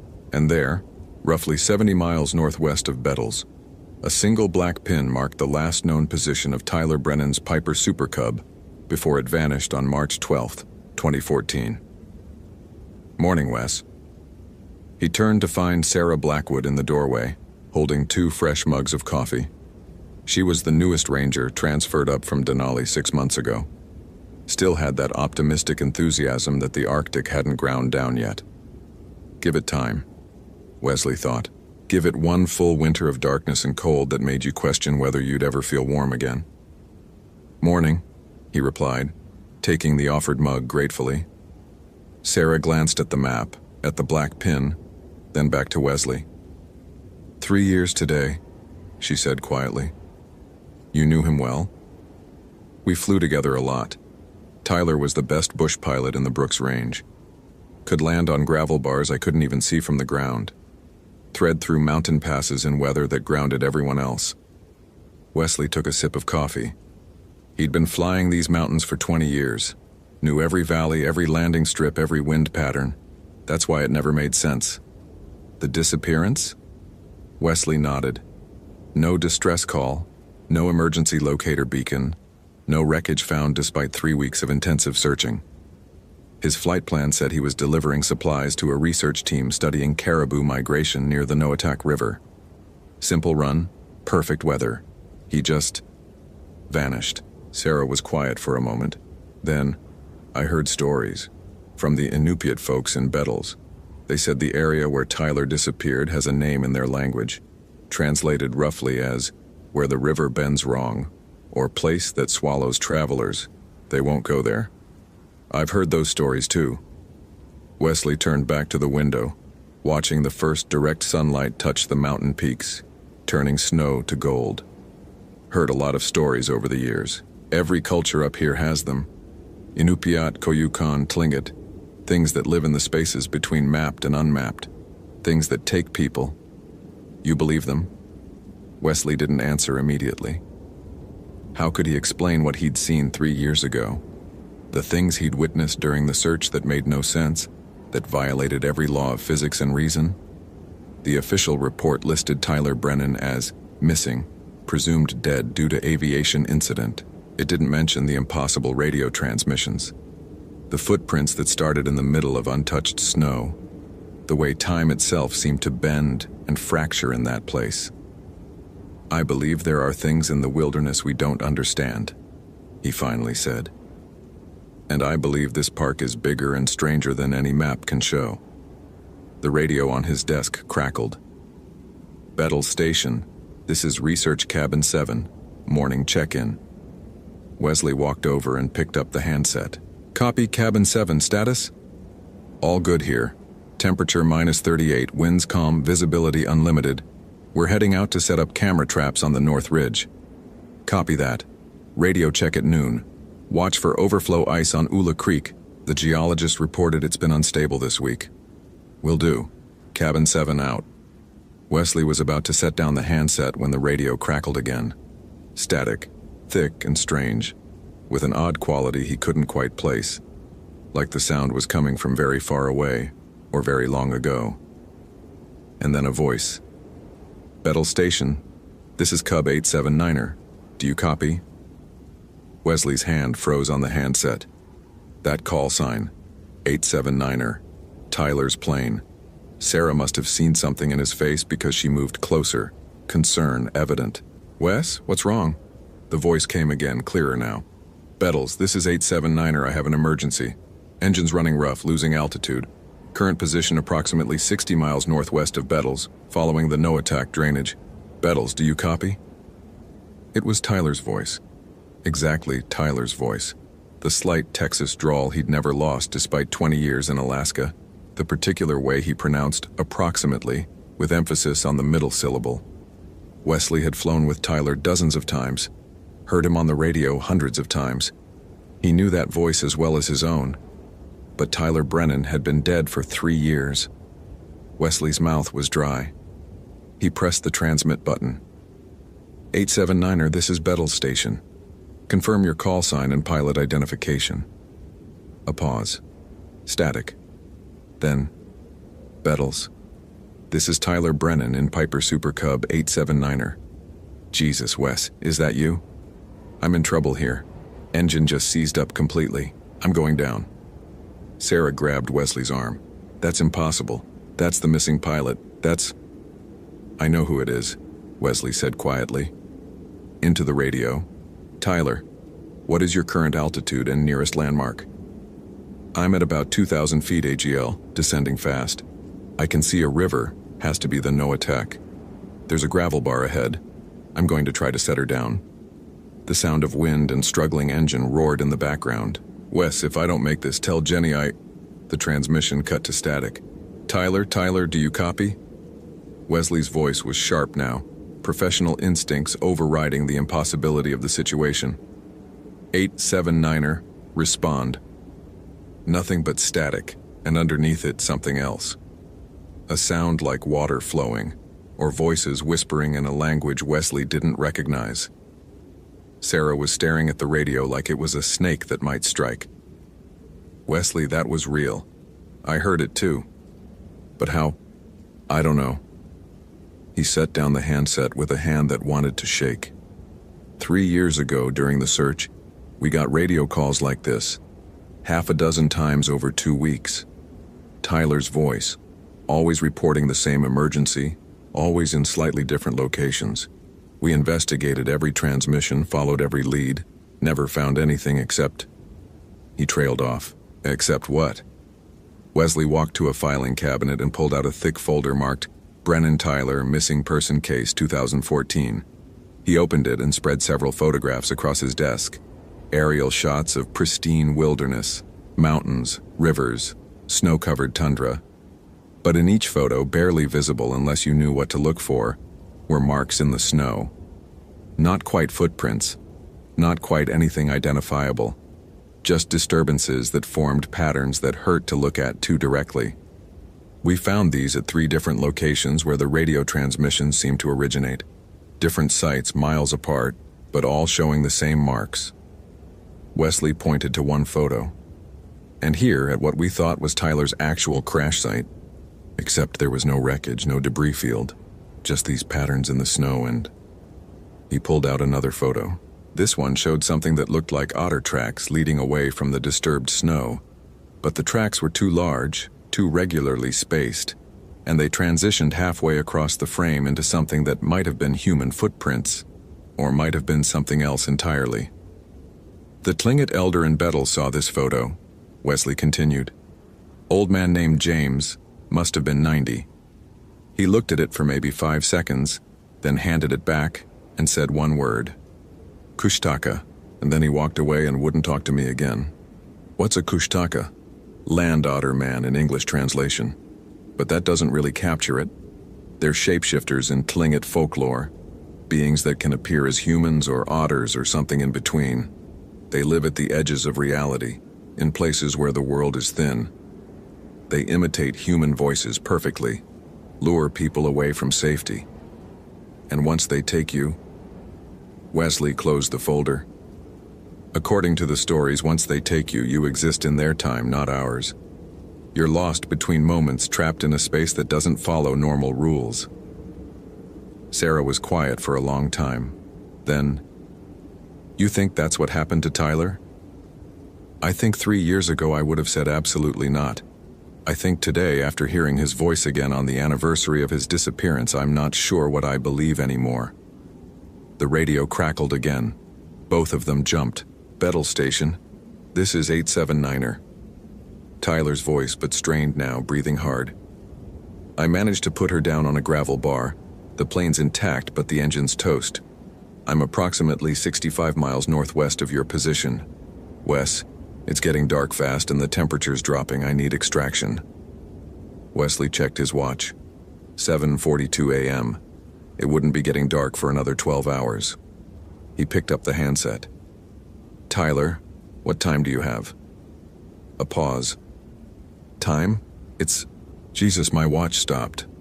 The battery must be dead. But the sun's setting, so it's got to be around 1900 hours, right? Wesley and Sarah exchanged glances. Then Wesley asked very carefully, Tyler, what's the date? March 12th. Why? What year? A longer pause. When Tyler spoke again, his voice had changed. Confusion bled into fear. 2014, it's 2014. Wes, why are you asking me this? What's going on? Wesley's hand tightened on the handset. Tyler, listen to me carefully. I need you to look around. Describe exactly what you see. I'm on a gravel bar next to the river. The plane's behind me. She's banged up but mostly okay. There's forest on both banks, mountains in the distance. And, Wes, this is strange. There's someone walking toward me. Down the river, I can see them maybe 100 yards away. Every instinct Wesley had honed over 15 years in the wilderness started screaming. Tyler, do not approach whoever that is. Do not interact with them. Get back in your plane and lock the doors. What? Wes, they might be able to help. Tyler! Wesley's voice was sharp enough that Sarah took a step back. Listen to me. Get in the plane now and lock the doors. Whatever you see walking toward you, it is not human, do you understand? Silence on the radio. Then, barely audible. Wes, I can hear them calling. They're calling my name. They sound like Jenny, my wife. How do they know her voice? Because that's what they do, Wesley said, feeling cold that had nothing to do with the temperature outside. They imitate. They mimic. Tyler, you need to... Oh, God. Tyler's voice had gone high and thin. Oh, God, it's not one person. There's 6 of them. 7. They're coming from both sides now. They're walking on the water, Wes. They're walking on the goddamn river and it's not even frozen. How are they? The transmission dissolved into static and screaming. Wesley was moving before he consciously decided to, grabbing his pack from the corner, checking his survival gear. Sarah caught his arm. Wesley, you can't go out there. That transmission could be from anywhere. It could be some kind of echo, some atmospheric phenomenon. I know where he is, Wesley interrupted. Or where he was. 3 years ago, we tracked the strongest transmission to a location on the No attack. We called off the search before investigating it fully because a storm moved in. That's where I'm going. You'll need a pilot. I have my private license. I can fly the park's Cessna in 40 below weather to a location where a plane disappeared 3 years ago. Sarah shook her head. At least wait until... The radio crackled one more time. Wes, Tyler's voice barely a whisper now. They're wearing faces. Human faces, but wrong. Eyes like animals. They're offering to help me. They say they know the way home. They say time doesn't work the same way here, that I can still get back to Jenny, back to my life. All I have to do is follow them. Should I? Wes, should I follow them? Wesley grabbed the handset so hard his knuckles went white. No. Tyler, no matter what they promise, do not go with them. Stay where you are. I'm coming to get you. But they say I'm already dead in your time. They say 3 years have passed. Is that true? Wes, is that true? How do you tell someone they've been dead for 3 years? How do you explain that time is fractured and they're calling from a moment that's simultaneously in the past and somehow still happening? Tyler, just hold on, I'm coming. I'm so cold, Wes, so cold, and they're warm. I can feel heat coming off them even from here. Maybe just for a minute. Maybe I could warm up. Tyler, don't... And then I'll wait for you. Just need to get warm. They're opening a door. There's a door in the air, Wes. It's warm inside. I can see light. I can see... The transmission ended. Not in static. Not in screaming. Just silence. Complete and absolute. As if someone had severed a connection that could never be restored. Wesley stood holding the dead handset for 10 seconds. 20. Then he set it down very carefully and turned to Sarah. Get Tom and Rachel. Tell them I need someone to monitor radio communications and someone to coordinate with search and rescue if I don't check in every hour. I'm taking the Cessna. If you don't hear from me by nightfall, contact the state troopers. Wesley, this is insane. You don't even know if that was real. It was real. He was loading his pack now, moving on autopilot. Survival gear, emergency beacon, rope, flares, the Glock 10mm he carried for bear protection. Not that it would do any good against what he suspected he'd find. I heard those transmissions 3 years ago and wrote them off as atmospheric phenomena, electromagnetic interference, radio echoes from the ionosphere. Whatever explanation made sense, but I knew. Deep down, I knew something was wrong about that place. He zipped the pack and shouldered it. Tyler Brennan was my friend. Maybe he's dead. Maybe he's been dead for 3 years. But maybe, just maybe, he's trapped in some fold of time that I don't understand, still experiencing March 12, 2014, on an endless loop. And maybe he's been calling for help all this time, and I've been too afraid to answer. Sarah was quiet for a moment. Then she nodded. 1 hour check-ins. And Wesley? Be careful. Whatever's out there, it's been waiting for you. That's why the transmission came today. 3 years to the day. Wesley knew she was right. Knew this was a trap or an invitation or something he didn't have words for. But he also knew he was going. Had to go. Because Tyler's voice was still echoing in his head. I'm so cold, Wes. So cold. He'd been hearing that voice for 3 years in dreams. Maybe it was time to answer it. Look, Doug. The Cessna's engine had resisted starting, reluctant in the extreme cold. But after 3 attempts and some creative cursing, the propeller coughed to life. Wesley let it warm up for 10 minutes, running through his pre-flight checklist with mechanical precision. Weather was clear, visibility unlimited, winds calm, perfect flying conditions. That should have been reassuring. Instead, it felt like the calm before something terrible. He took off from Bettles at 8:30 hours, the small plane climbing into a sky so blue it hurt to look at. Below, the landscape spread out in endless white, the Brooks Range rising to the north, the vast plateau of the Arctic slope beyond, the frozen ribbon of the Koyukuk River winding through valleys that had never known roads or permanent human settlement.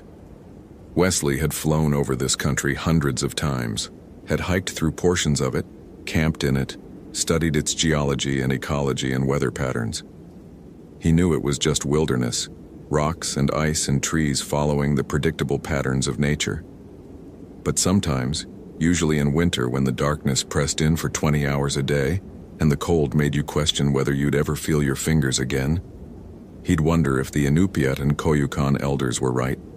If there were places where the world worked differently, places where the rules humans had mapped and measured and claimed to understand simply didn't apply. The radio crackled. Bettles to Cessna November 72 Charlie radio check. Copy, Bettles. I'm 20 minutes out from the target coordinates. Weather clear, all systems normal. Copy that, Wes. We'll be monitoring. A pause, then Sarah's voice.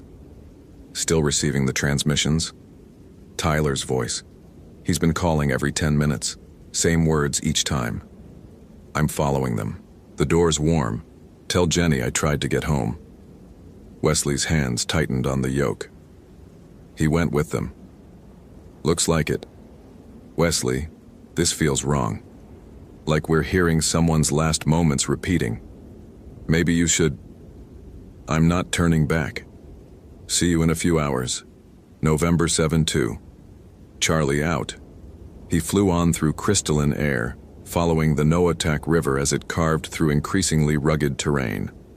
The mountains rose on either side now, their peaks serrated and sharp, their slopes too steep for snow to cling. This was the heart of the Brooks Range, some of the most remote wilderness in North America. If you went down here, no one would find you. Your body would freeze solid in minutes, preserved until summer thaw exposed it to scavengers or erosion carried it away. Tyler would have known that.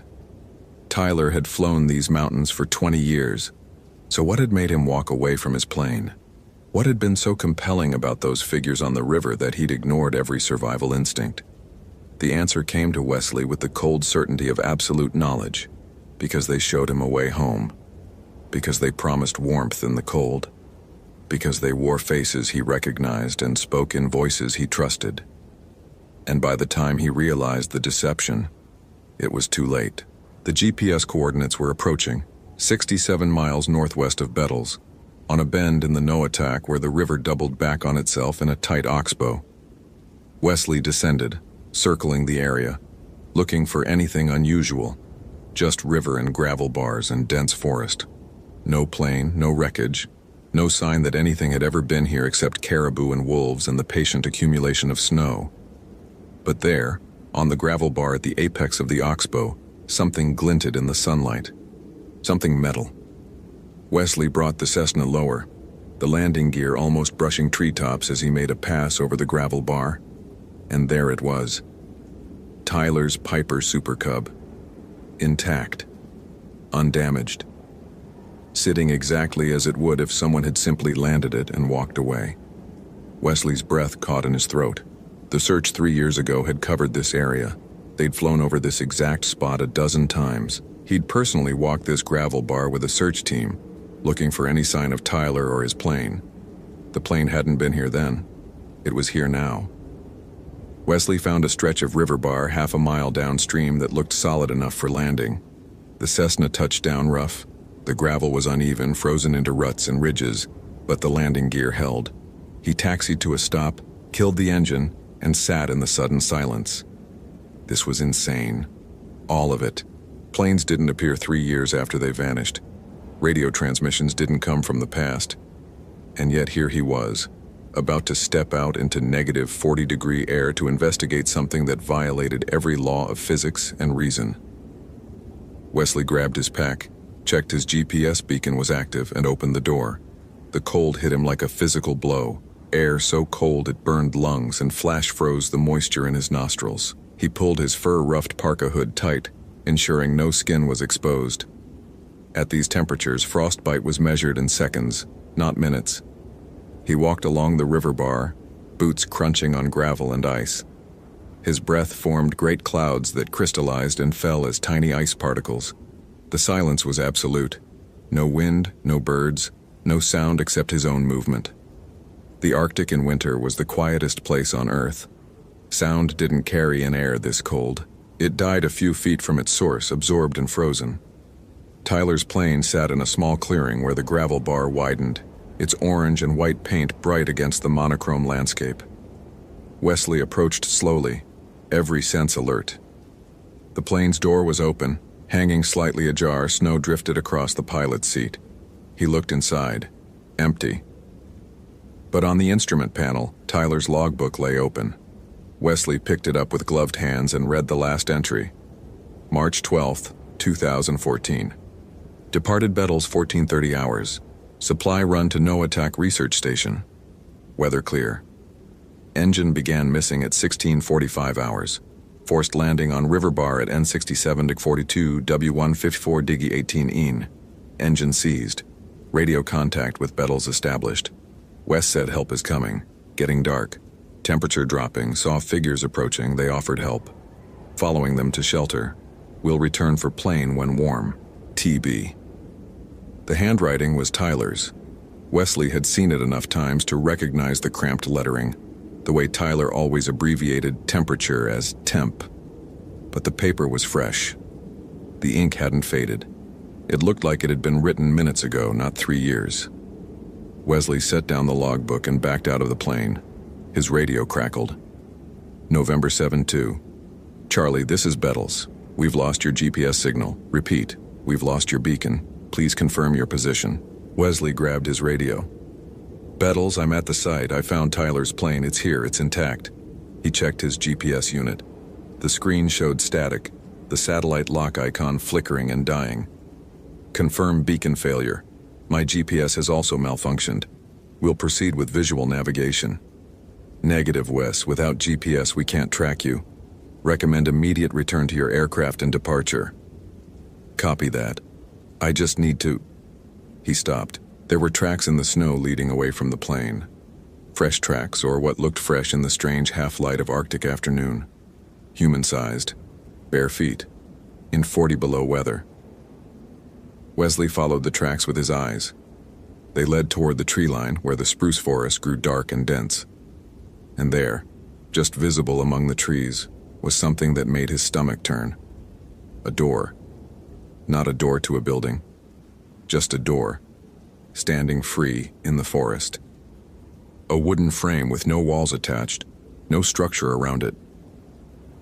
Through the doorway, Wesley could see more forest, but wrong somehow. The light different, the trees arranged in patterns that hurt to look at. And standing in the doorway was a figure. Human-shaped, but not quite human.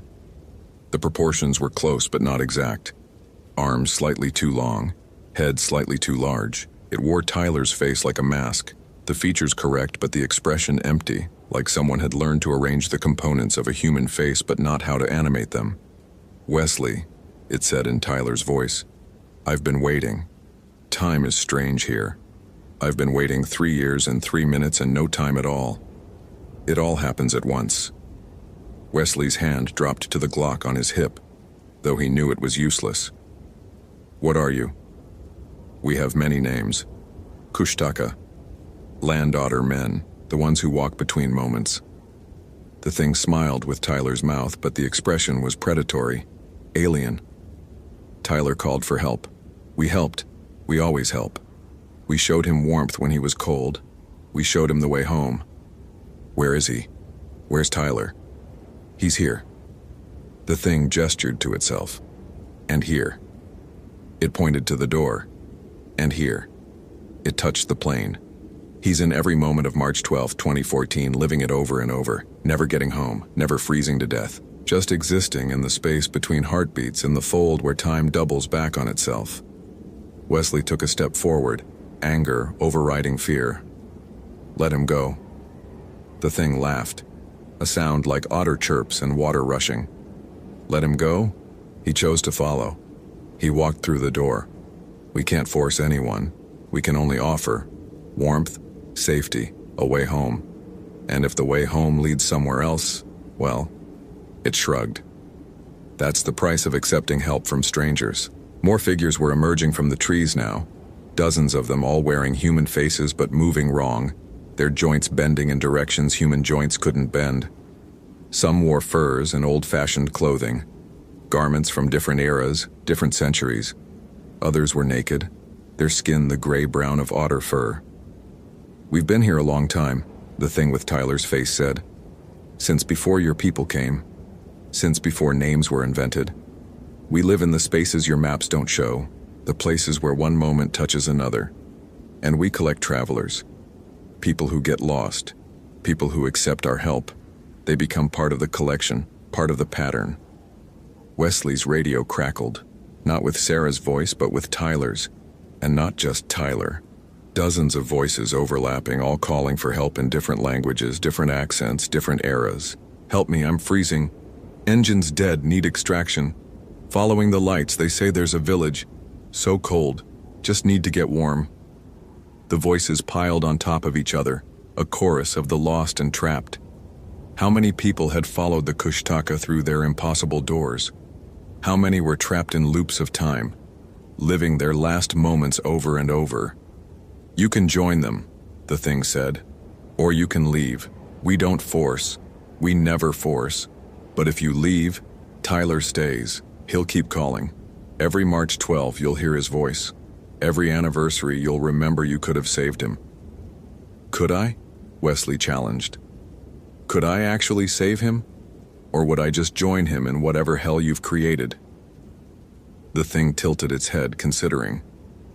"That's the question, isn't it? Maybe you could pull him back.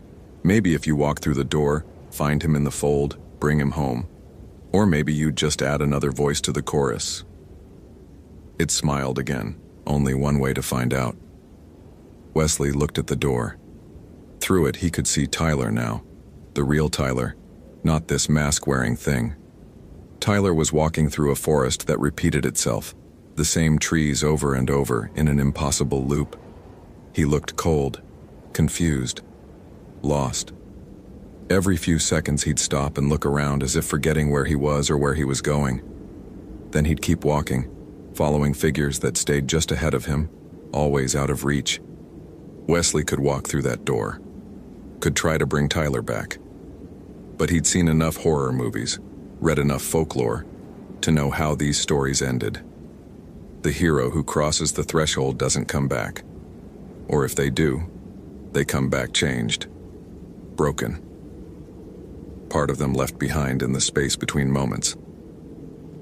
"Time's up," the thing said. "The door only stays open for so long. Decide. Save your friend or save yourself." Wesley looked at Tyler, looked at the door, looked at his plane waiting half a mile away, engine cold but functional, ready to carry him back to the world where time moved forward and maps made sense, and Tyler Brennan had been dead for 3 years. He pulled out his radio. "Sarah, if you can hear this, mark these coordinates. Don't send anyone else here, don't investigate, just mark it as a no-fly zone and leave it alone." Static. "What the fuck are you doing?" Sarah's voice broke through, distant and distorted. "Wesley, your signal's breaking up. Get out of there." "There are things in the wilderness we don't understand," Wesley said, echoing his words from that morning. "Places where the rules don't apply. This is one of them. Tyler's here, but not here. Past, but not past. I can see him, but I can't reach him. And if I try..." He looked at the Kushtaka, at their predatory smiles and patient eyes. "If I try, I won't be coming back." "Then don't try." Sarah's voice was sharp with panic. "Wesley, get in your plane and leave. Tyler's gone. He's been gone for 3 years. You can't save him." But Wesley was still looking at Tyler, trapped in his loop, forever cold, forever lost, forever following creatures that promised warmth, but delivered only an endless repetition of his worst moment. "I'm sorry," Wesley said into the radio. "Tell Jenny I'm sorry. Tell her Tyler tried to get home. He really did try." "Wes, no." He set down the radio and took a step toward the door. The Kushtaka smiled, their expressions unified as if controlled by a single mind. "Good choice," said the thing with Tyler's face. "The brave ones always choose to try. That's why we like collecting them. The cowards run, but the brave ones..." It gestured to the door. "The brave ones feed the fold." Wesley took another step. The air around the door shimmered, reality bending and warping. He could see Tyler more clearly now, could see the moment of his crash, the moment of accepting help, the moment of realization that help was not what it seemed. All happening simultaneously, layered on top of each other, like images in a corrupt photograph. And then Wesley understood. He wasn't going to save Tyler. Tyler couldn't be saved. He'd made his choice 3 years ago when he walked through a door that shouldn't exist. But Wesley could choose differently, could turn around, could walk back to his plane and fly away and live with the knowledge that his friend was lost forever in a place where time ate itself. Or he could step through and add his voice to the chorus. Another warning, another ghost calling from the fold. Maybe someday someone would hear all their voices and finally understand. Don't follow the ones who offer help in the wilderness. Don't trust the figures that walk on water or speak in familiar voices. Don't go through doors that lead nowhere and everywhere at once. Wesley's boot touched the threshold. "Wesley!" The shout came from behind him, but not from his radio. An actual human voice, loud and close. Wesley spun. Sarah was there, 50 yards away, rifle raised. Behind her, 2 more rangers, Tom and Rachel, who should have been in Bettles. How had they gotten here so fast? The Kushtaka hissed, their human masks slipping to show something beneath, something with too many teeth, too many angles, eyes that were dark and gleaming and wrong. "Get away from the door!" Sarah screamed. "Wes, get away from it now!" Wesley took a step back. The door shimmered, began to fade.